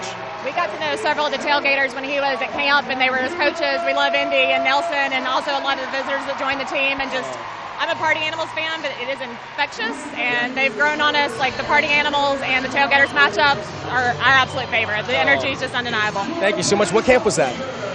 So we did 2 last year in Savannah, and then 1 this time. So we have a problem. Those are a blast. Mr. Asher, you got a favorite player? Indiana Stanley. That's a good one. All right, I got a crazy question for y'all. If you had one tailgate game, you're on an island for the rest of your life, what game are you choosing? I'm really bad at it, but I love cornhole. Okay, that's a great one. You can play against yourself, kill some time. Mr. Asher? Cornhole, too. Hey, Bam Bam. What's that, Drake? Wave at me in the broadcast booth. Have Lindsay wave at me. We're up here at the booth.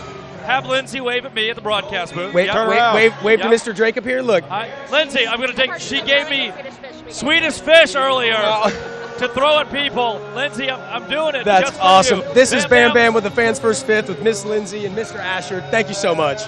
Go Tailgaters. Smell you later, boss. Thank you very much. She came up to me pregame, gave me a bag of candy, and said, I want you to throw this at people. She didn't say that. I follow orders. Nope. Brett Loftus. I don't think she told you to throw it at people, Drake. Ryan Rodriguez is a little less muddy this time around. Faces Zach Watson. Rodriguez jumped into the black water of a pond in Arkansas last weekend. Allows a single to Waddy. What'd they call that? Jack Butt? Is that what they called that? Jack, is that what that's called, Drake? Jack Daniels? No, what he did, it was Jack, yeah? Yes, it was. It's like a donkey thing, right?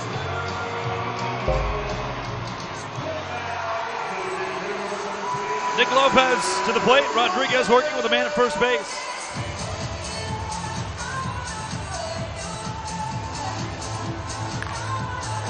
Faber can't get there. Single followed by a single for the Texas Tailgaters, who are now up 2-1, by the way. Waddy and Lopi now both have multi-hit ball games. Getting the top of that order going, and again, a big reason why the Tailgaters been able to take a 2-1 lead, just quality AB after quality AB tonight, and those two leading the way.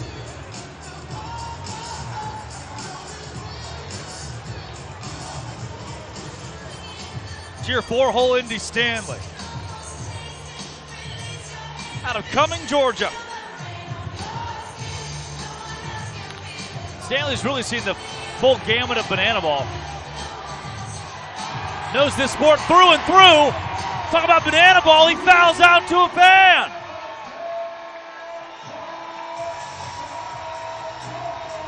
In the doldrums of this complex, that ball was deep on the concourse. I have no idea. I don't either. How the fans saw the ball coming.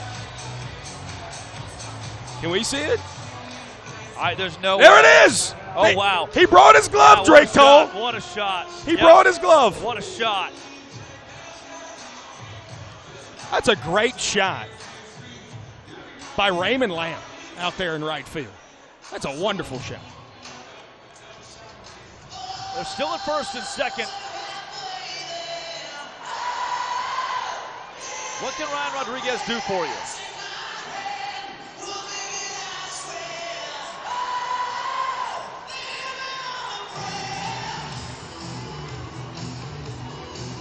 Ryrod ahead 1-2 against Travis Munoz. No spoilers, Brett, but closely monitoring the game out in Savannah, Georgia tonight between the Bananas and the Firefighters. Good ball game, I hear. It's a very good ball game. A lot of implications for the standings as we go down the stretch here. Swanee trick play, no. Ryrod couldn't find the bag. How do you score that one? Well, I didn't know how to score it, but Blake O'Hare scores it as a trick play miss there on Jason Swan. That's tough, man. Yeah, Swan did everything right, but what else can you do? You can't give the trick play miss to Ryan Rodriguez. Marcos Castillo, the Jet. Megan Wiggins, pinch hit for him his last time up, but he's back out there. Re-entered the game. And I'm hearing officially the ruling has been switched to a hit. Yeah, but, I mean, nothing Swan did wrong there. Ryan Rodriguez just didn't have his foot on the bag, and can't give Ryan an error on that. So a hit awarded there to Travis Munoz, his second of the night. Probably the right call. They're loaded.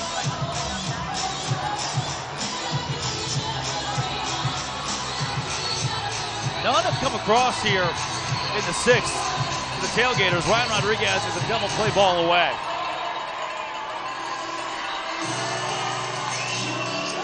Did he get it? Plant to plate, yes. Back to first, no, and the Tailgaters are going to score a run.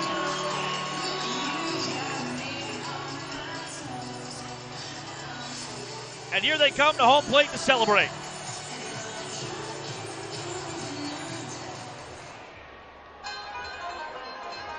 Brett Loftus, what is this? Gators. A little wrestling going. Oh my gosh, Waddy. He picked the Gator up. Oh, he's taking him home. He took him home. Zach Watson just took the Gator home.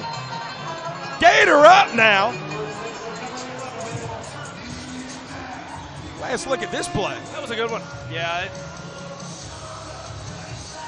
Try to get the double play. I know you got to get Bronny in the air there. I get it. That's really good base running by Marcos Castillo to stay in the line. Make that a really hard throw. Really hard throw there for Bronny as Mac Danford looks at one look. Rodriguez, 93 miles an hour on the pitch. You can tell he's frustrated.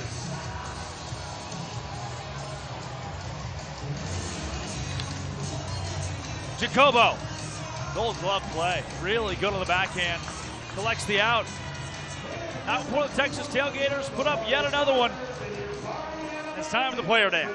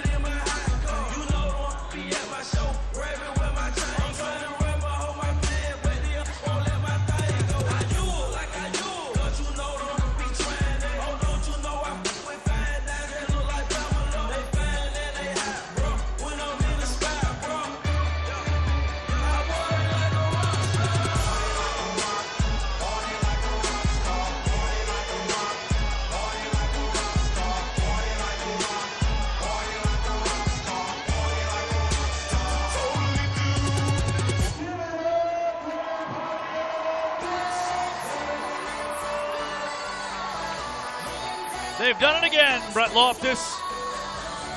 That'll be the last Party Animals player dance, maybe all year.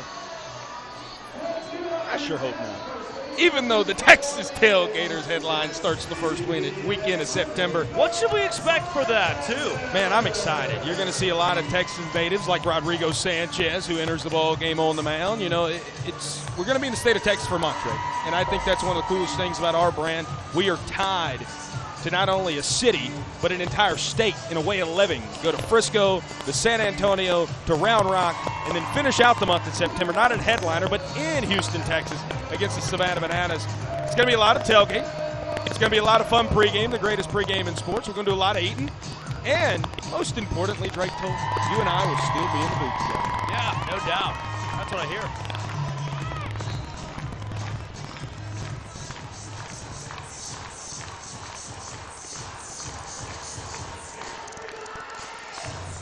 Friendly fire. Yeah. Sal Jacobo hit. I've never seen it. The second hit by pitch. Today.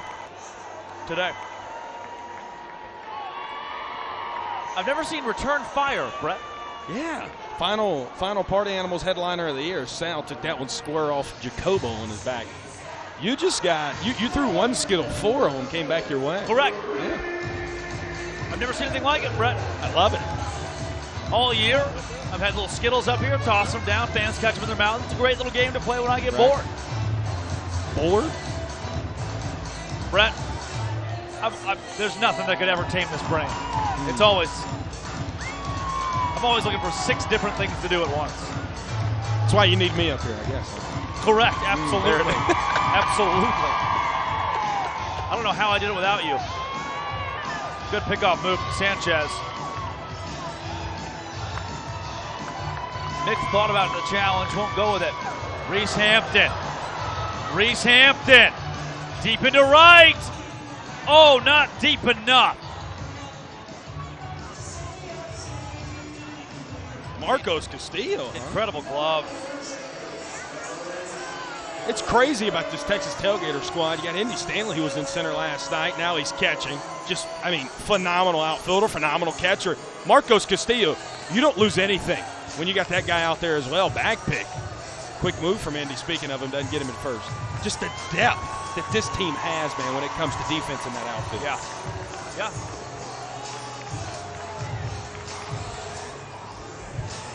Bloomer takes inside, and Jacobo goes. Salamander into second base.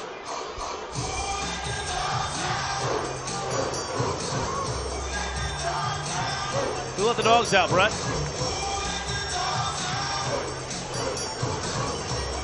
Paul, people here are woofing. You hear that?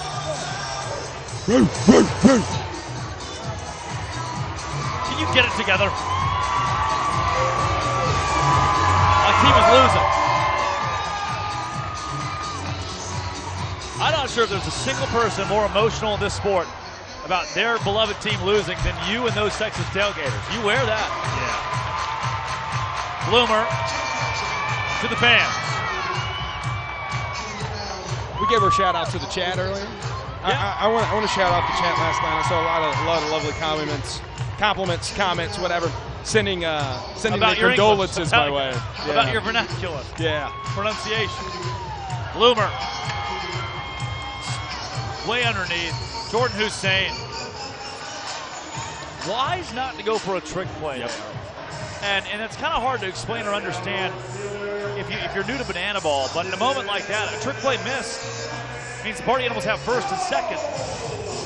In a very, very important inning here, we're already up 1-0, trying to take a 3-0 game lead, and Mac Danford between the legs steps on the bag. Drake Toll and the Texas Tailgaters will do just that. 3 unanswered points here, and now a 2-point lead heading to the 7th. 3-1 is the score. I can't tell you the Bananas and Firefighters are deadlocked in a heated battle right now. That is something that you and I will both watch back in post. But let's show you right now what the tour standings look like. That game is not finished yet, and obviously neither is ours. See the smoke again from left field. Party Animals at 40-22, Savannah Bananas. That winning percentage title for the Party Animals.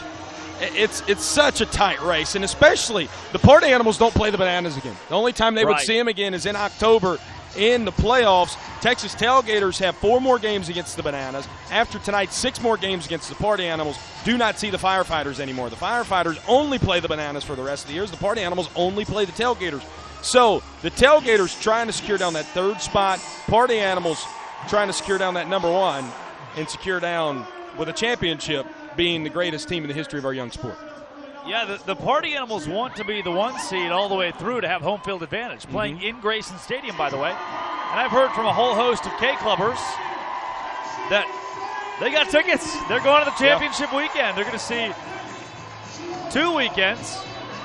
Let's tell you a little bit about the Tour Championship. We are not too far away. It's the first of its kind in bananaball. Semifinal weekend, championship weekend. Championship will be best 2 out of 3. But if the 2 teams split, then following the second game of the championship, there'll be a round of showdowns played, and that will represent game 3 to decide the winner. That would truly be something, and True TV HBO Max will carry those. And Bananaball YouTube channel. Not Team Pacific, on the Bananaball YouTube channel, man. And I can't wait to see the first team to take home that beautiful trophy right there. You and I will both be in on the action in some capacity shortly. Can only hope to share the booth with you again. Brady Keiss into the game of the Party Animals, Milwaukee, Wisconsin guy. 6'2", toss it from the left side. One sleeve rolled up. One sleeve now. Yep.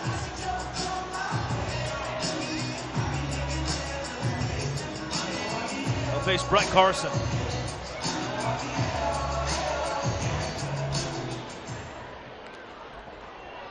Drake, I got a question for you. Yes, sir.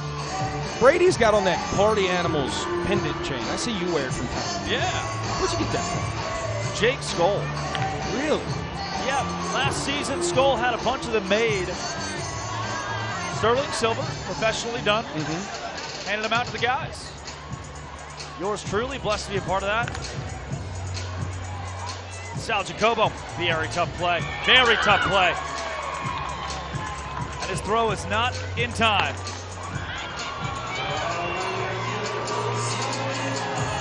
Infield single. I think they popped it, Drake told us. I don't know, Brad. Bananas Party Animals as it yet. Aaron is the name of our fan challenge representative tonight. This is not a bad spot to execute the fan challenge. Maybe one more, but yeah, good angle. See ya! Clear as day, say. Safe is the call. We are going to confirm that with 100% never-ending, absolute, undoubted certainty. He's on the safety bag as well. Didn't take very long, did it? No. Miko and Josh would probably look at a few more angles. They would do their due diligence. When you know, you know. They're thorough, though. Those guys are thorough. But when you know, you know. Correct. And both can be correct. And I think we knew right there. Yeah. Yeah. No protest from the Party Animals either. They saw that coming.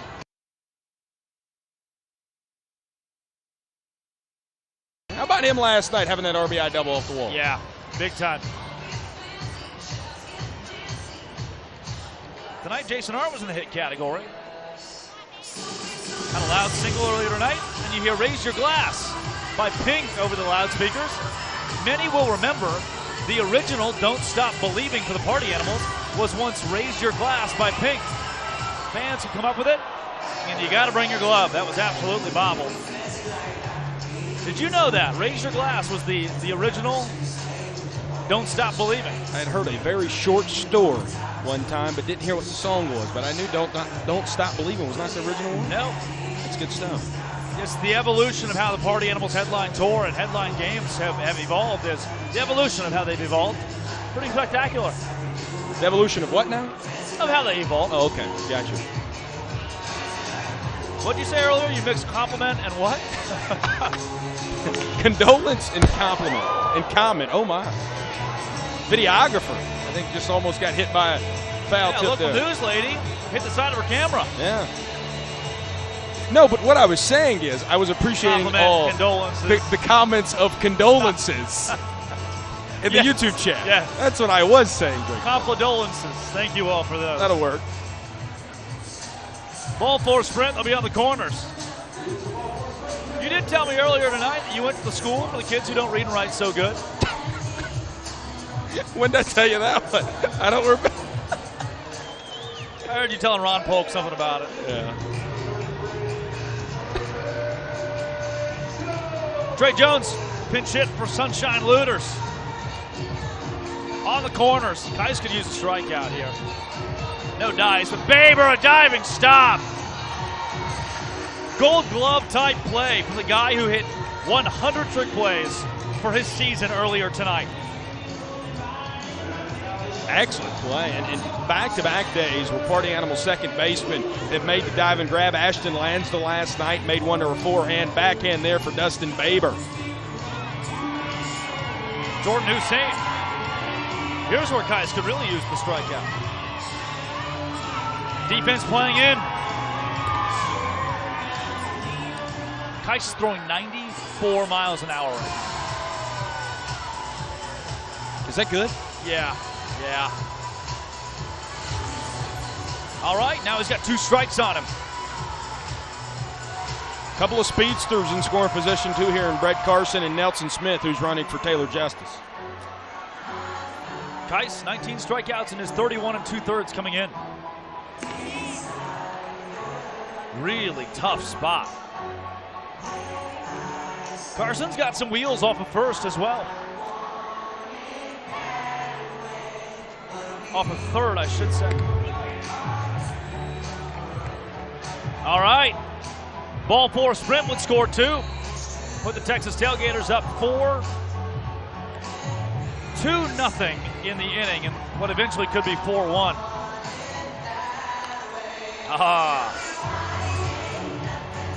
The battle extends.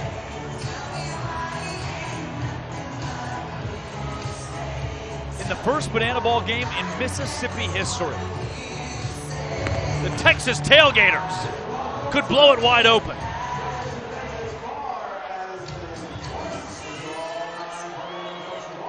J5 goes for 2 bags on the ball 4 sprint, gets 2 RBIs, and now a 2-0 lead here in the top of the 7th for the boys wearing red, white, and blue tonight. And a little backwards here. The Tailgaters are going to throw out hamburgers and hot dogs.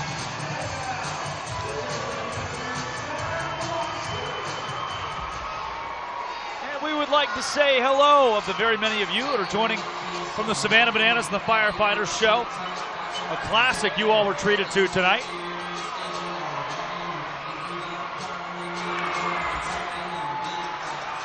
And it's a pleasure to have you on Party Animals Live. Not a pleasure to give you the final, the current score. Hopefully not the final score. 3-1. I wouldn't mind that.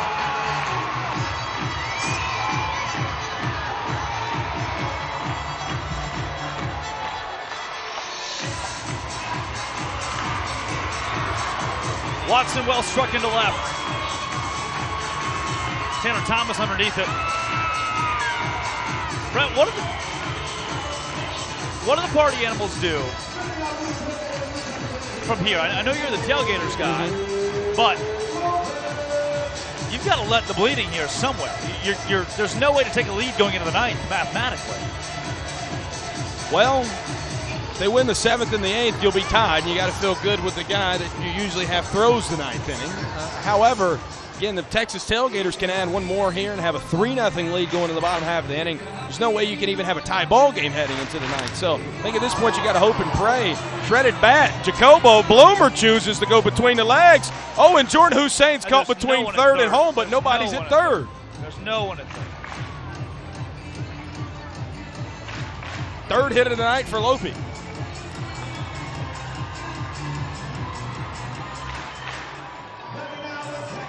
Sunday morning. Yep. And she woke up fighting mad. Thank you, Luke Combs. Your lips taste like sangria. Blake Shelton? Yeah. Come on, somebody. Why don't you run? Old Red get you. What kind of dog was Old Red? German Shorter. No, he wasn't. He was a blue tick hound. George Jones. All right, bottom of the 7th. Can the Party Animals come up with any kind of magic here? The one thing they shouldn't do is ever stop believing.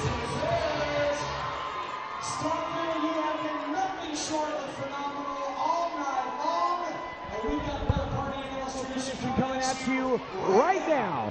So I need everyone who is able to get up out of your seats, on your feet, get your phones out and fire up those flashlights as we all join in to sing Don't Stop Believing. Just a small town girl living in a lonely world. She took the midnight train going anywhere. Just a city boy, born and raised in. He took the midnight train going anywhere.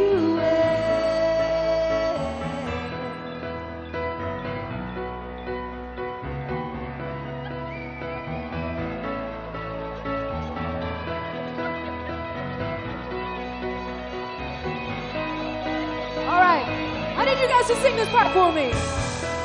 A singer.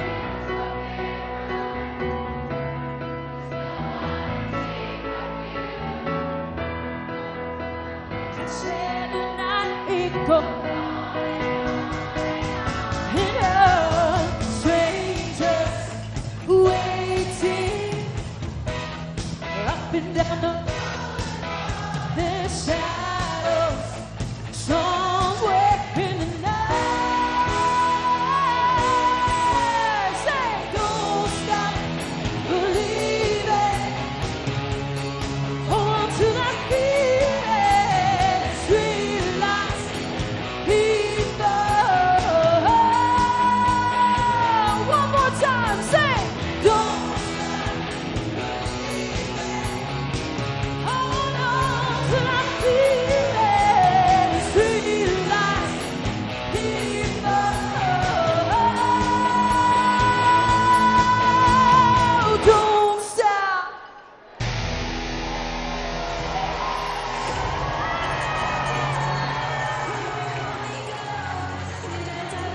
Lights completely down here in Duty Noble Field. Might be the last Don't Stop Believing of 2025.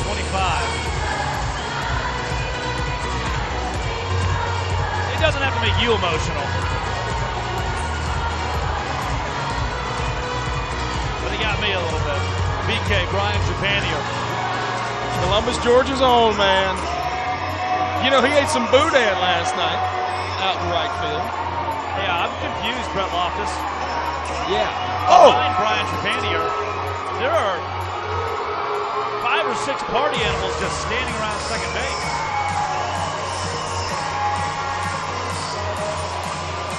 More party animals at home plate here, too. Tanner Thomas is in the middle of them. I'm not sure if I've seen anything like this.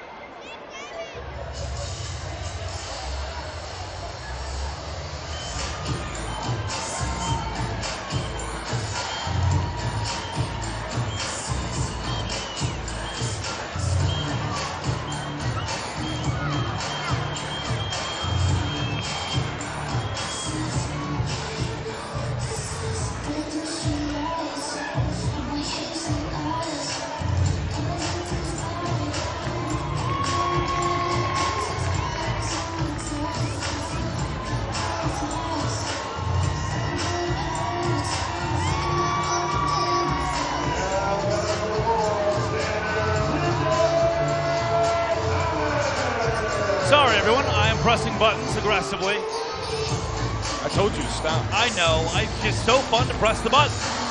It makes the screen go bloop, bloop, bloop. And it's kind of fun like that, you know? Spices things out.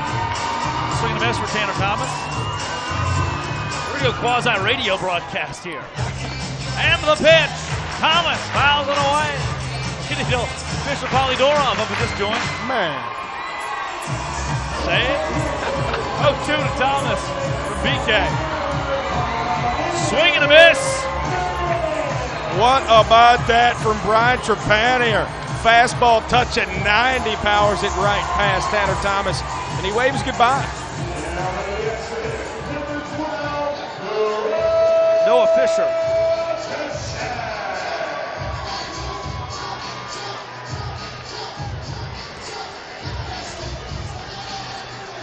Fish. 0 for 2 tonight. Struck out his last time up. Looked a little inside. Vincent Chapman liked it. Texas Tailgaters staring down barrel of a 4-1 lead. But Noah Fisher begins the rally. Well, you know, these party animals have played spoiler here in the late innings in the past couple of weekends. You know, came back last night. And now look at this. Andy Cosgrove has a different jersey on, Drake told. Brent Rooker, who is just one of 2 SEC players of all time to win the Triple Crown, which is what Jake Skoll is chasing here in Bananaball. only 2 SEC players ever to win it, and both here from Mississippi State. You know, Andy was actually in the same draft class with Brent Rooker, who's now playing for the A.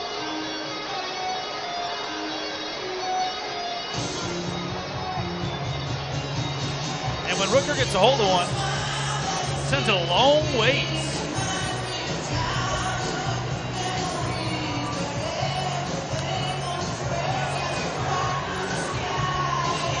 You know, Andy told me he actually texted Brent this past week, asked him if it would be okay if he could wear it. Obviously, we know what Brent's answer was. From a Tanner Allen cameo to a Brent Rooker cameo. He was out there with the grills in right field last night, firing them up tonight.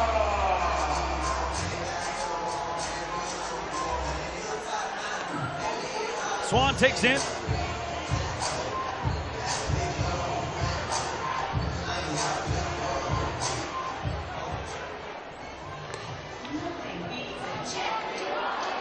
One to Swanee.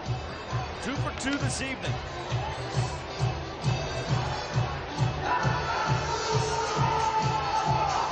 He represents the inning-tying run,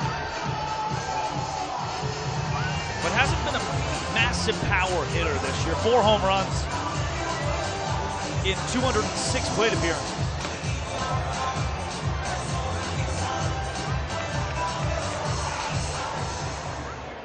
Something he has been good at has been ball four sprints. Way ahead in the count of him.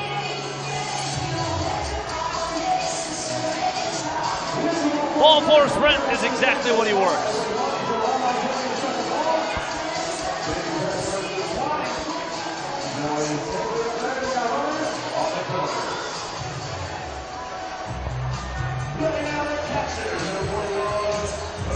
They're at the corners for Bronny.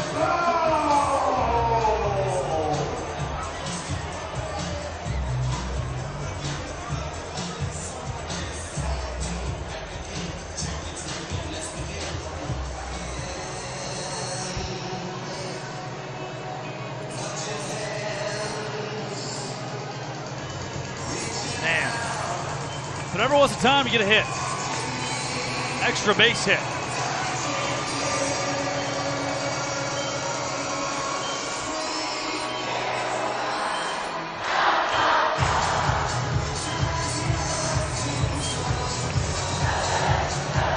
Or ball four sprint for that matter, Drake. Red light certainly on. I wonder if Swan would try to really get an aggressive jump here. He makes steal on this pitch.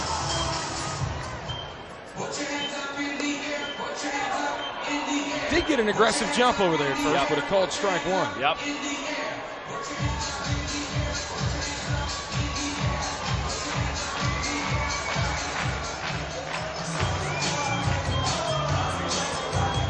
On the 3-1. BK's there again. Bronny playing in just his 21st game this year. He's 2 for 2 tonight. Injuries sidelined him a large portion to start this campaign. Swan was taking off on the pitch.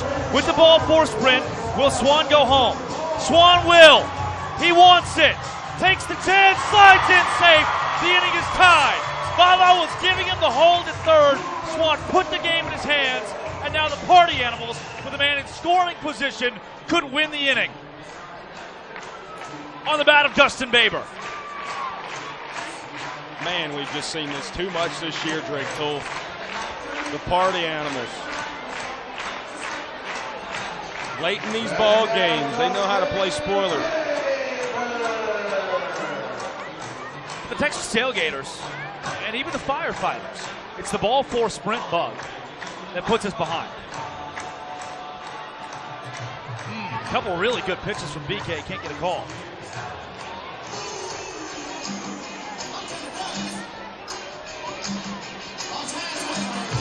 Baber. Good rip, but foul. Had him mic'd up earlier.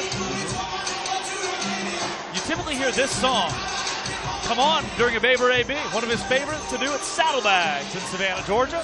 Country dancing bar. Baber! Off the glove of Jordan Hussein. They're at the corners now. That's a great play by Jordan Hussein, though. Just to keep that one in the infield and to salvage the inning, at least for now. That ball was stung out there. Lee Baber's first hit of the ball game.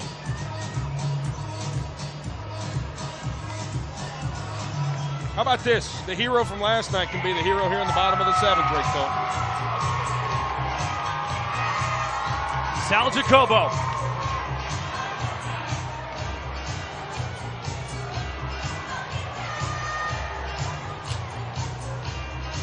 This is the difference in 3-1, 3-2.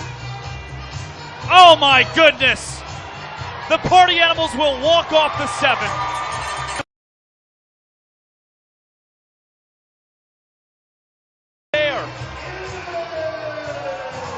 And the Animals have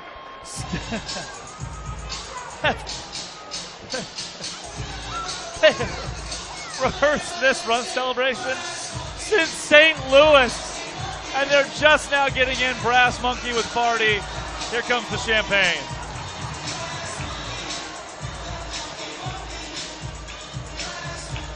Party got them moves, boy. What do you know about that sentient monkey? He smells. Yeah, let's show you what we've seen so far tonight. Zach Watson in left field, spectacular trick play. A lot of good defense from both of these teams. And Brett Loftus, it's been Jason Swan these last 2 nights in clutch moments and keep situations to at least keep the Party Animals in games and give them an opportunity to rally when it matters most. Yeah, and then he was involved in this pickle here that was just odd. Tagged out Munoz. Nelson Smith able to come home and avoid the slide. What about this from Sunshine? Trick play of the year, question mark. Little hacky sack off of the feet. And then special moment for the birthday boy. 100 trick plays for Dustin Baber in 2025. But I don't think he gives a rat's hoot about that accolade if his team does not win tonight. The singing, the dancing, they've all been there. But can they capitalize on the Tailgaters leaving the door open? That question's partially in the hands of Peter Holden. Pistol Pete, his evolution this year has been really strong. Change up. Yeah. I mean, yeah, Pistol Pete, I'm in love with it. I'll say it. He has one of the best pitches in all of bananaball, that change up. As, oh my, little confusion out here. Brownie threw the ball back to Pete. He wasn't looking. Brett Helton was still on the field as he went to go entertain during that half inning. Nonetheless, called strike 1 to Travis Munoz. Remember that time when Jake Peavy was playing for the Giants and Buster Posey threw him the ball back, wasn't looking, landed perfectly in his glove? Yeah. Didn't happen right there for Pete. Those are Buster Posey. 50% of that tandem has been stars in bananaball. Sal Jacobo, 103 off the bat. Sal, trick play counted. Munoz retired. Marcos Castillo.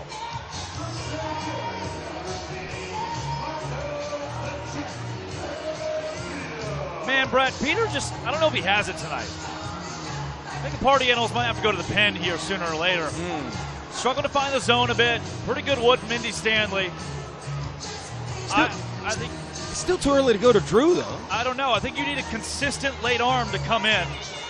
Pete, yeah, you can tell he just doesn't have it. You can see he's tapping his chest right now, saying, I need some relief. Now coming to pitch, a 5-time All-Star, a World Series champion, a Boston Red Sox Hall of Famer, and on your Ring of Honor here in Mississippi State, please welcome Jonathan Papelbon!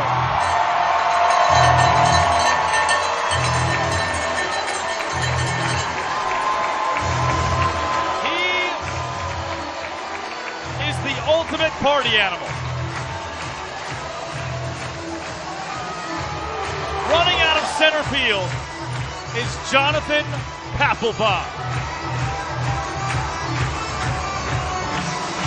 Brett Loftus, there's a whole booth to our left of young fans sitting here watching the game, and they are all jumping up and down. The 50-year-olds, the 15-year-olds, the 5-year-olds. How cool is this? Oh, my goodness. 6-time All-Star. Won the World Series with the Boston Red Sox in 2007, where he recorded the final out. And he played here at Mississippi State. Was a 4th-round draft pick out of Mississippi State back in 2003. Ron Polk said that he was salt of the earth, one of the best kids you can have on his team. Polk said the direct quote, never had any issues with him. You were in that conversation. I was there. Yep. He'll face Mac Danford. You think Mac Danford ever thought in his life he'd face Jonathan Papelbon? Mac Danford, growing up in Grand Ridge, Florida, watching the Red Sox at the young age of 10, said, yep, I'm going to face that guy someday. Oh, my gosh. Jonathan Papelbon gets Mac Danford to pop him on the infield. And Pat, back home at Mississippi State, gets a quick and vital out for the Party Animals. And he hugs Marty. Wow, whoa. Family show.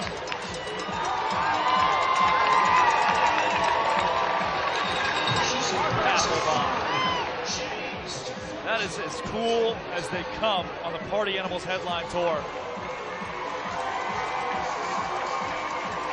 Brett, it further legitimizes not just bananaball, because we've seen Pat before, but the Party Animals and what this place means. What this organization means. Man, this is cool. I mean, Jonathan Papelbon, who was a lot of guys' heroes in this ballpark growing up. 6-time All-Star. Like we said, delivery man of the year in 2007 in the Boston Red Sox Hall of Fame. Most recently pitched in the bigs back in 2016, Drake Toll, and gets out right there for the Party Animals. He's down there in the dugout as the Texas Tailgaters have gone to a new pitcher.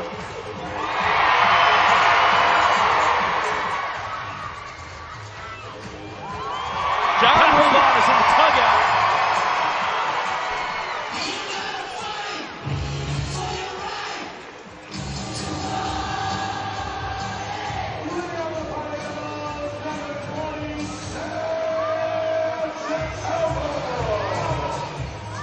And with the new pitcher in, this is a pivotal point for the Party Animals. They could score a point here and tie the game. Jordan Hussein deep in the hole. Nice toss. Jacobo save.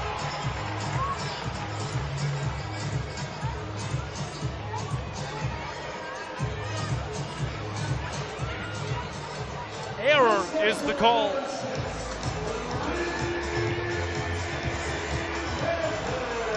Yeah, that's a tough play there for Jordan Hussein deep in the hole.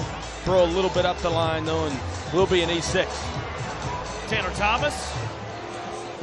Foul ball off the roof of this place.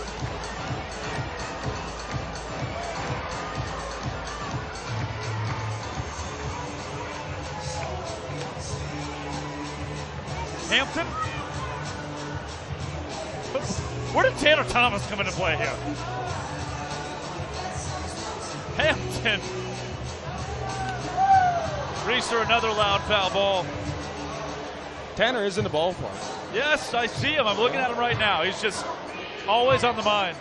Him and Andy Cosgrove, man, you don't ever stop thinking about those guys. No, I don't. Oh, Hampton, deep into right.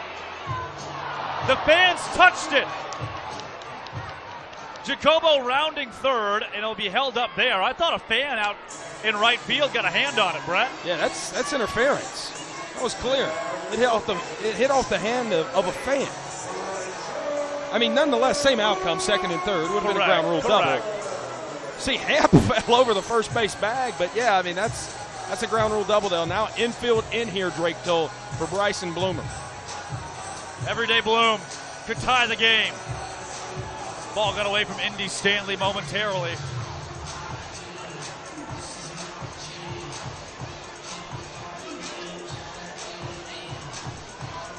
1-0 the count. Runners at second and third. Bloomer a hard foul. And immediately from the field, making a relief appearance for the Party Animals, Jonathan Papelbon's in the booth. Bryson Bloomer, strike 2 on him. Pap, what's happening, guys?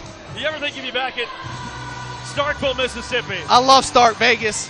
Stark Vegas is home to me, and there's nothing like pitching in front of this crowd. I mean, look at this crowd tonight. I mean, isn't this not beautiful? Can you tell me the evolution? Last year you were a Savannah Banana. You've been around the organization a bit now. Yeah. Today you're a party animal. Yeah, today I'm a party animal. I'm a known party starter, if you don't know that by now. I've heard that a couple times. Yeah. Back in my big leagues career, I was a known party starter. So, it just felt normal to be a part of the party animals. You know what I mean? That's going to play. Jake Skoll, the league leader, get this, in home runs, RBI, and batting average, walks off the 8th, and we are tied in Mississippi State. I love it. Thanks for having me, guys. No, Pat. We can't just let you off the hook immediately. You just said it. You were a party animal last year, or banana last year, turned party animal this year. Back home in Mississippi State. We know you love banana ball. You've been around it a lot. I sat last year with you and Gomes and Bill Lee in the locker room.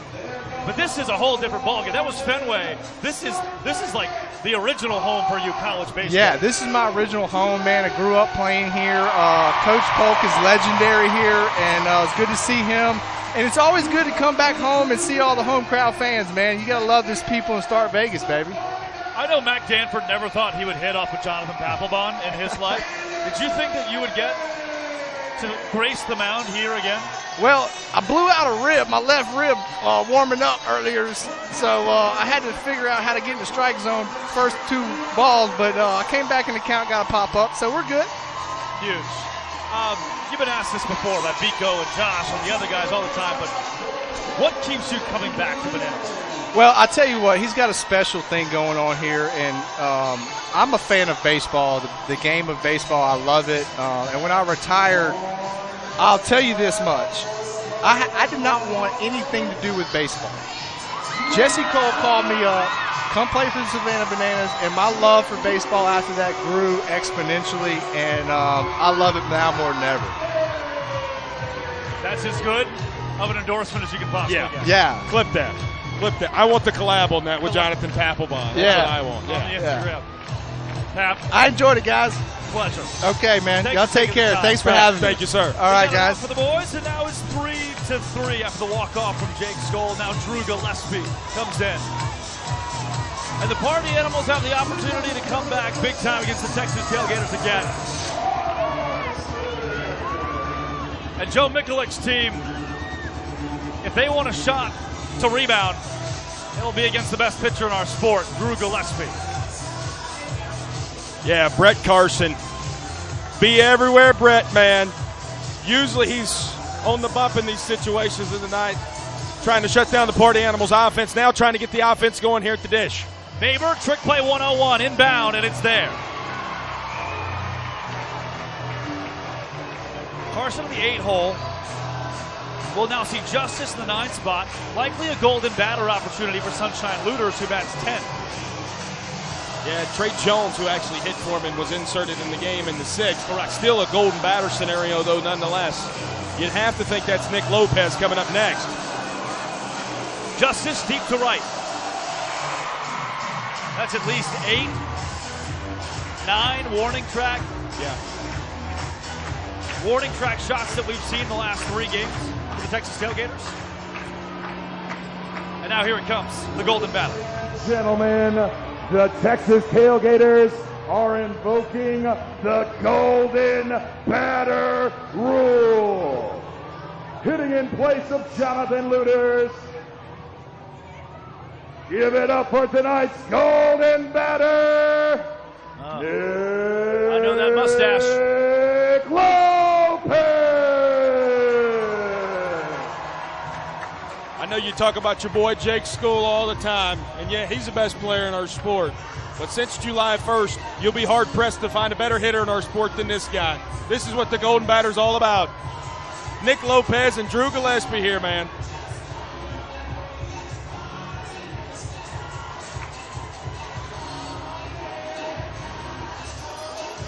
Two down and no one on. Top of the ninth in a tied ball game. If we remain tied after the ninth, we will go into showdown.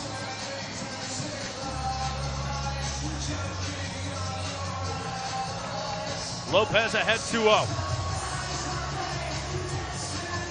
He is 2 for 3 with a ball four sprint this evening. Make it 3 for 3 tonight for Nick Lopez.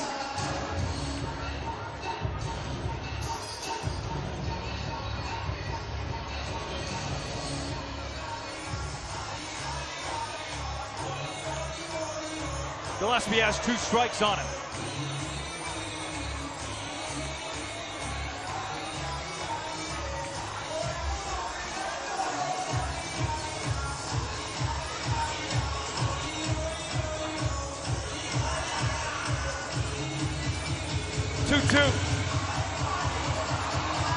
Brutal play. Tanner Thomas is there. A minute and 48 seconds for Drew Gillespie.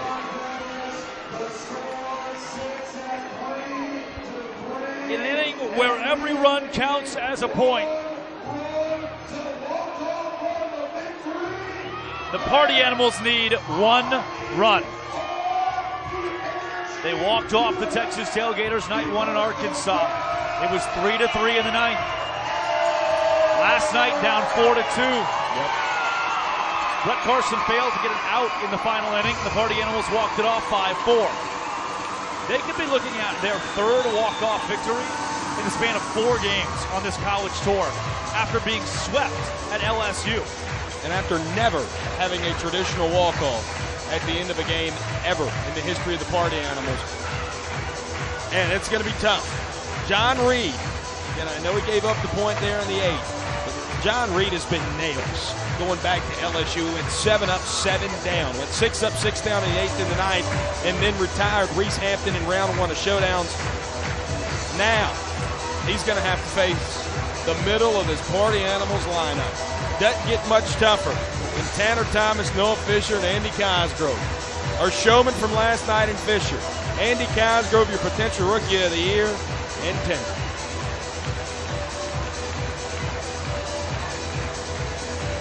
Yeah, there's not a golden batter in this 3.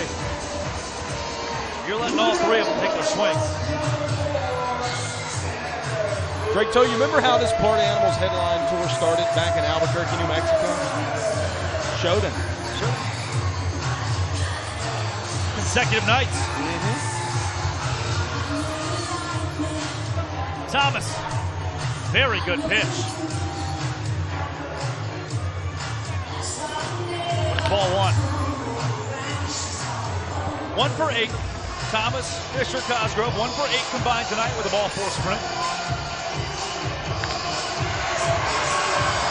Zach Watson in left.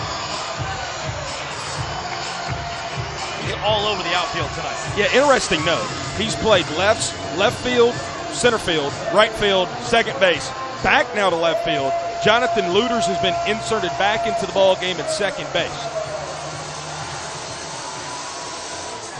Noah Fisher, 1 for 3. His last time to the plate, he garnered a single.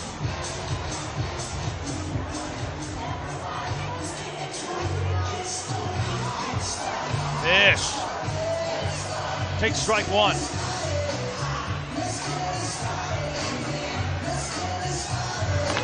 Fisher. Deep to left, not deep enough. Another one. That one got you excited, didn't it, Toe? Ooh. Off the bat, it was fun. Yeah. Andy Cosgrove, the game is in your hands.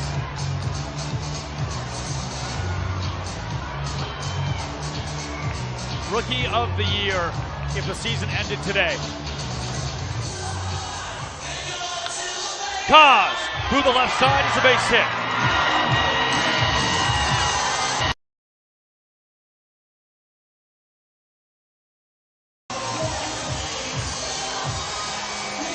Jason Swan. Certainly not using your golden batter for him. Hasn't been retired yet tonight. And a walk-off RBI double back in the second. Has a single and a ball four sprint this evening. 94. Fastball, middle.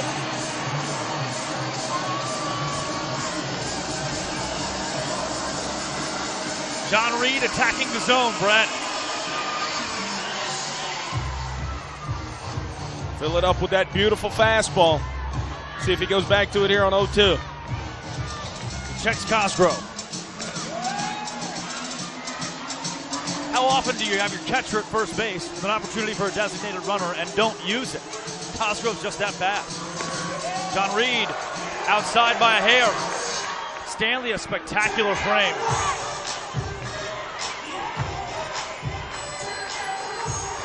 Two, swing and a miss.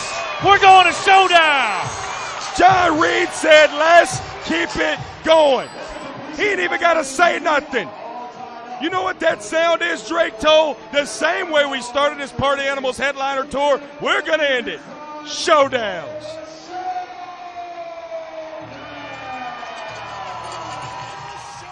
Showdown!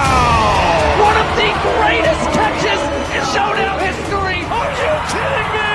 In time. Unreal. Bless the arm. The throw the ball. He's down. Are you kidding me? It's good for the fan. It's over. Showdown. You wouldn't believe it.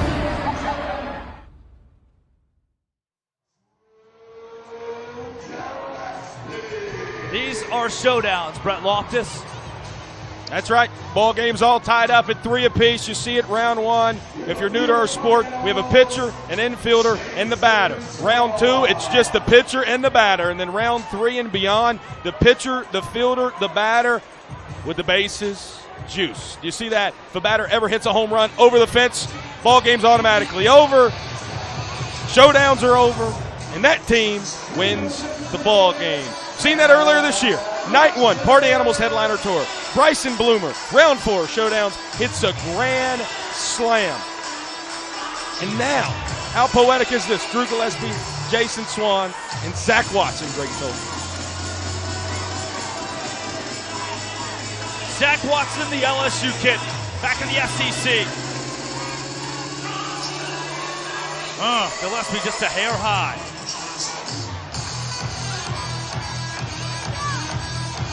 Tension building.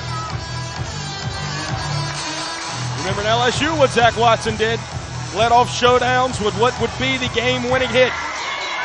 Party Animals are 6-5 in Showdowns this year. Gillespie's telling the crowd to get excited. I wonder if Gillespie believes there are 2 strikes.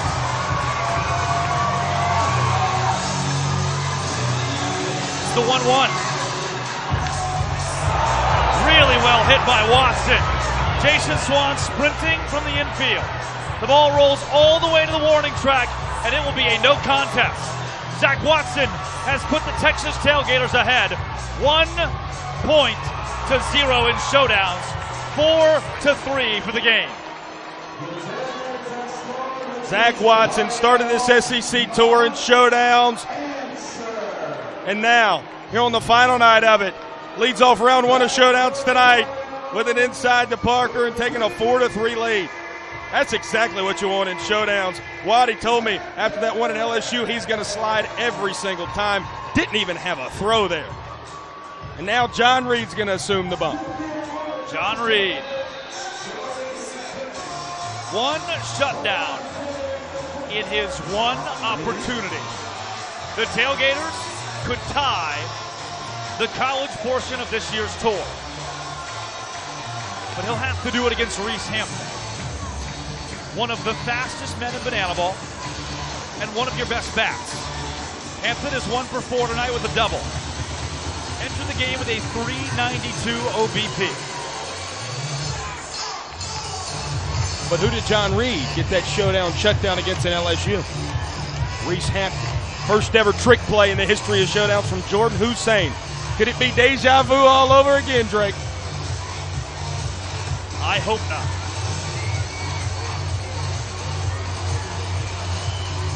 Hampton takes way high.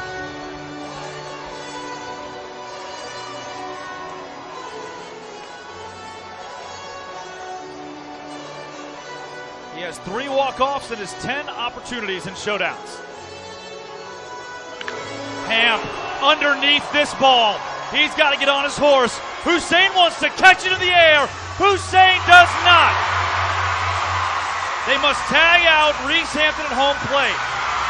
The throw home from Reed. Hampton is out, and the Texas Tailgaters have upset the Party Animals on night 2 in Mississippi State. How about it, Drake Toll? The Texas Tailgaters showed grit. They went to overtime here in Showdowns. 4-1 are they in Showdowns this year. They win it tonight 4-3. John Reed with ice water in his veins. Jason Arndt, sing that song.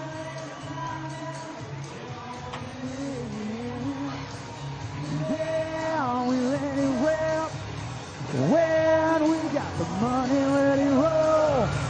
Yeah, we got the gas to taste wild. Yeah, but that's the way we get down. Yeah, hit down. The Texas Tailgaters with a win here tonight, split the college tour at 3 games apiece. And on the backs of John Reed and Zach Watson, the boys gathered up there and spoiled the final headliner game of the year for the Party Animals.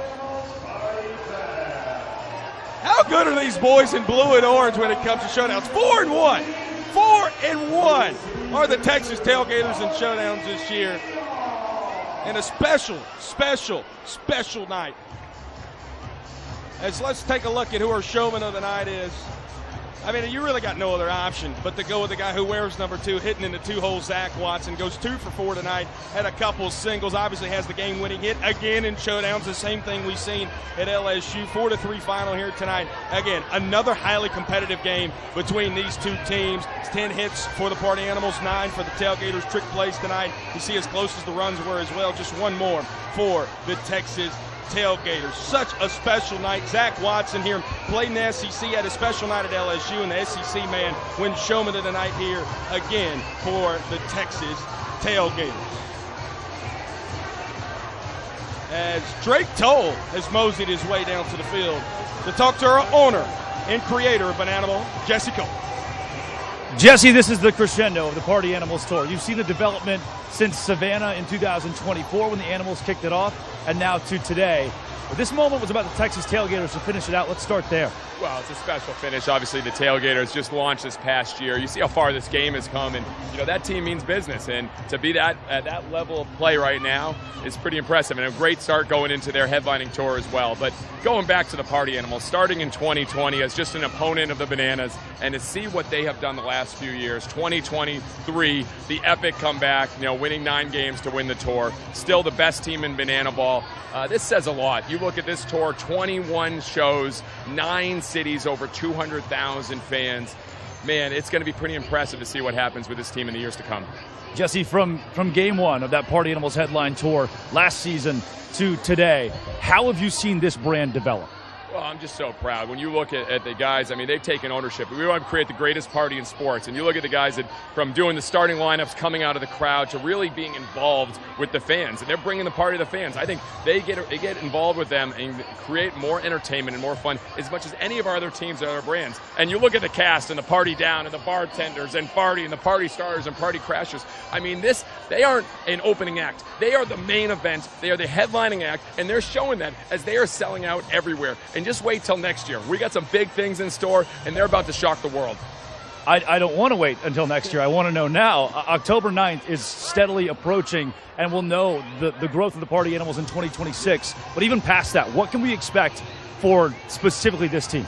Well, you look at what they have done to set the tone. I mean, they are the greatest party in sports, and we're going to build that all over the country and at some point internationally. But the reality is, you look at this team, there's so many veterans, so many guys that have been a part of this for many years. They know what it's about. They know how to make this game special. And so, when I look at them the next few years, I think they are going to set the tone for what bananaball it looks like. And I'm just excited to see, because they've played football stadiums, they've played MLB parks, but wait to see what they're going to be headlining next year.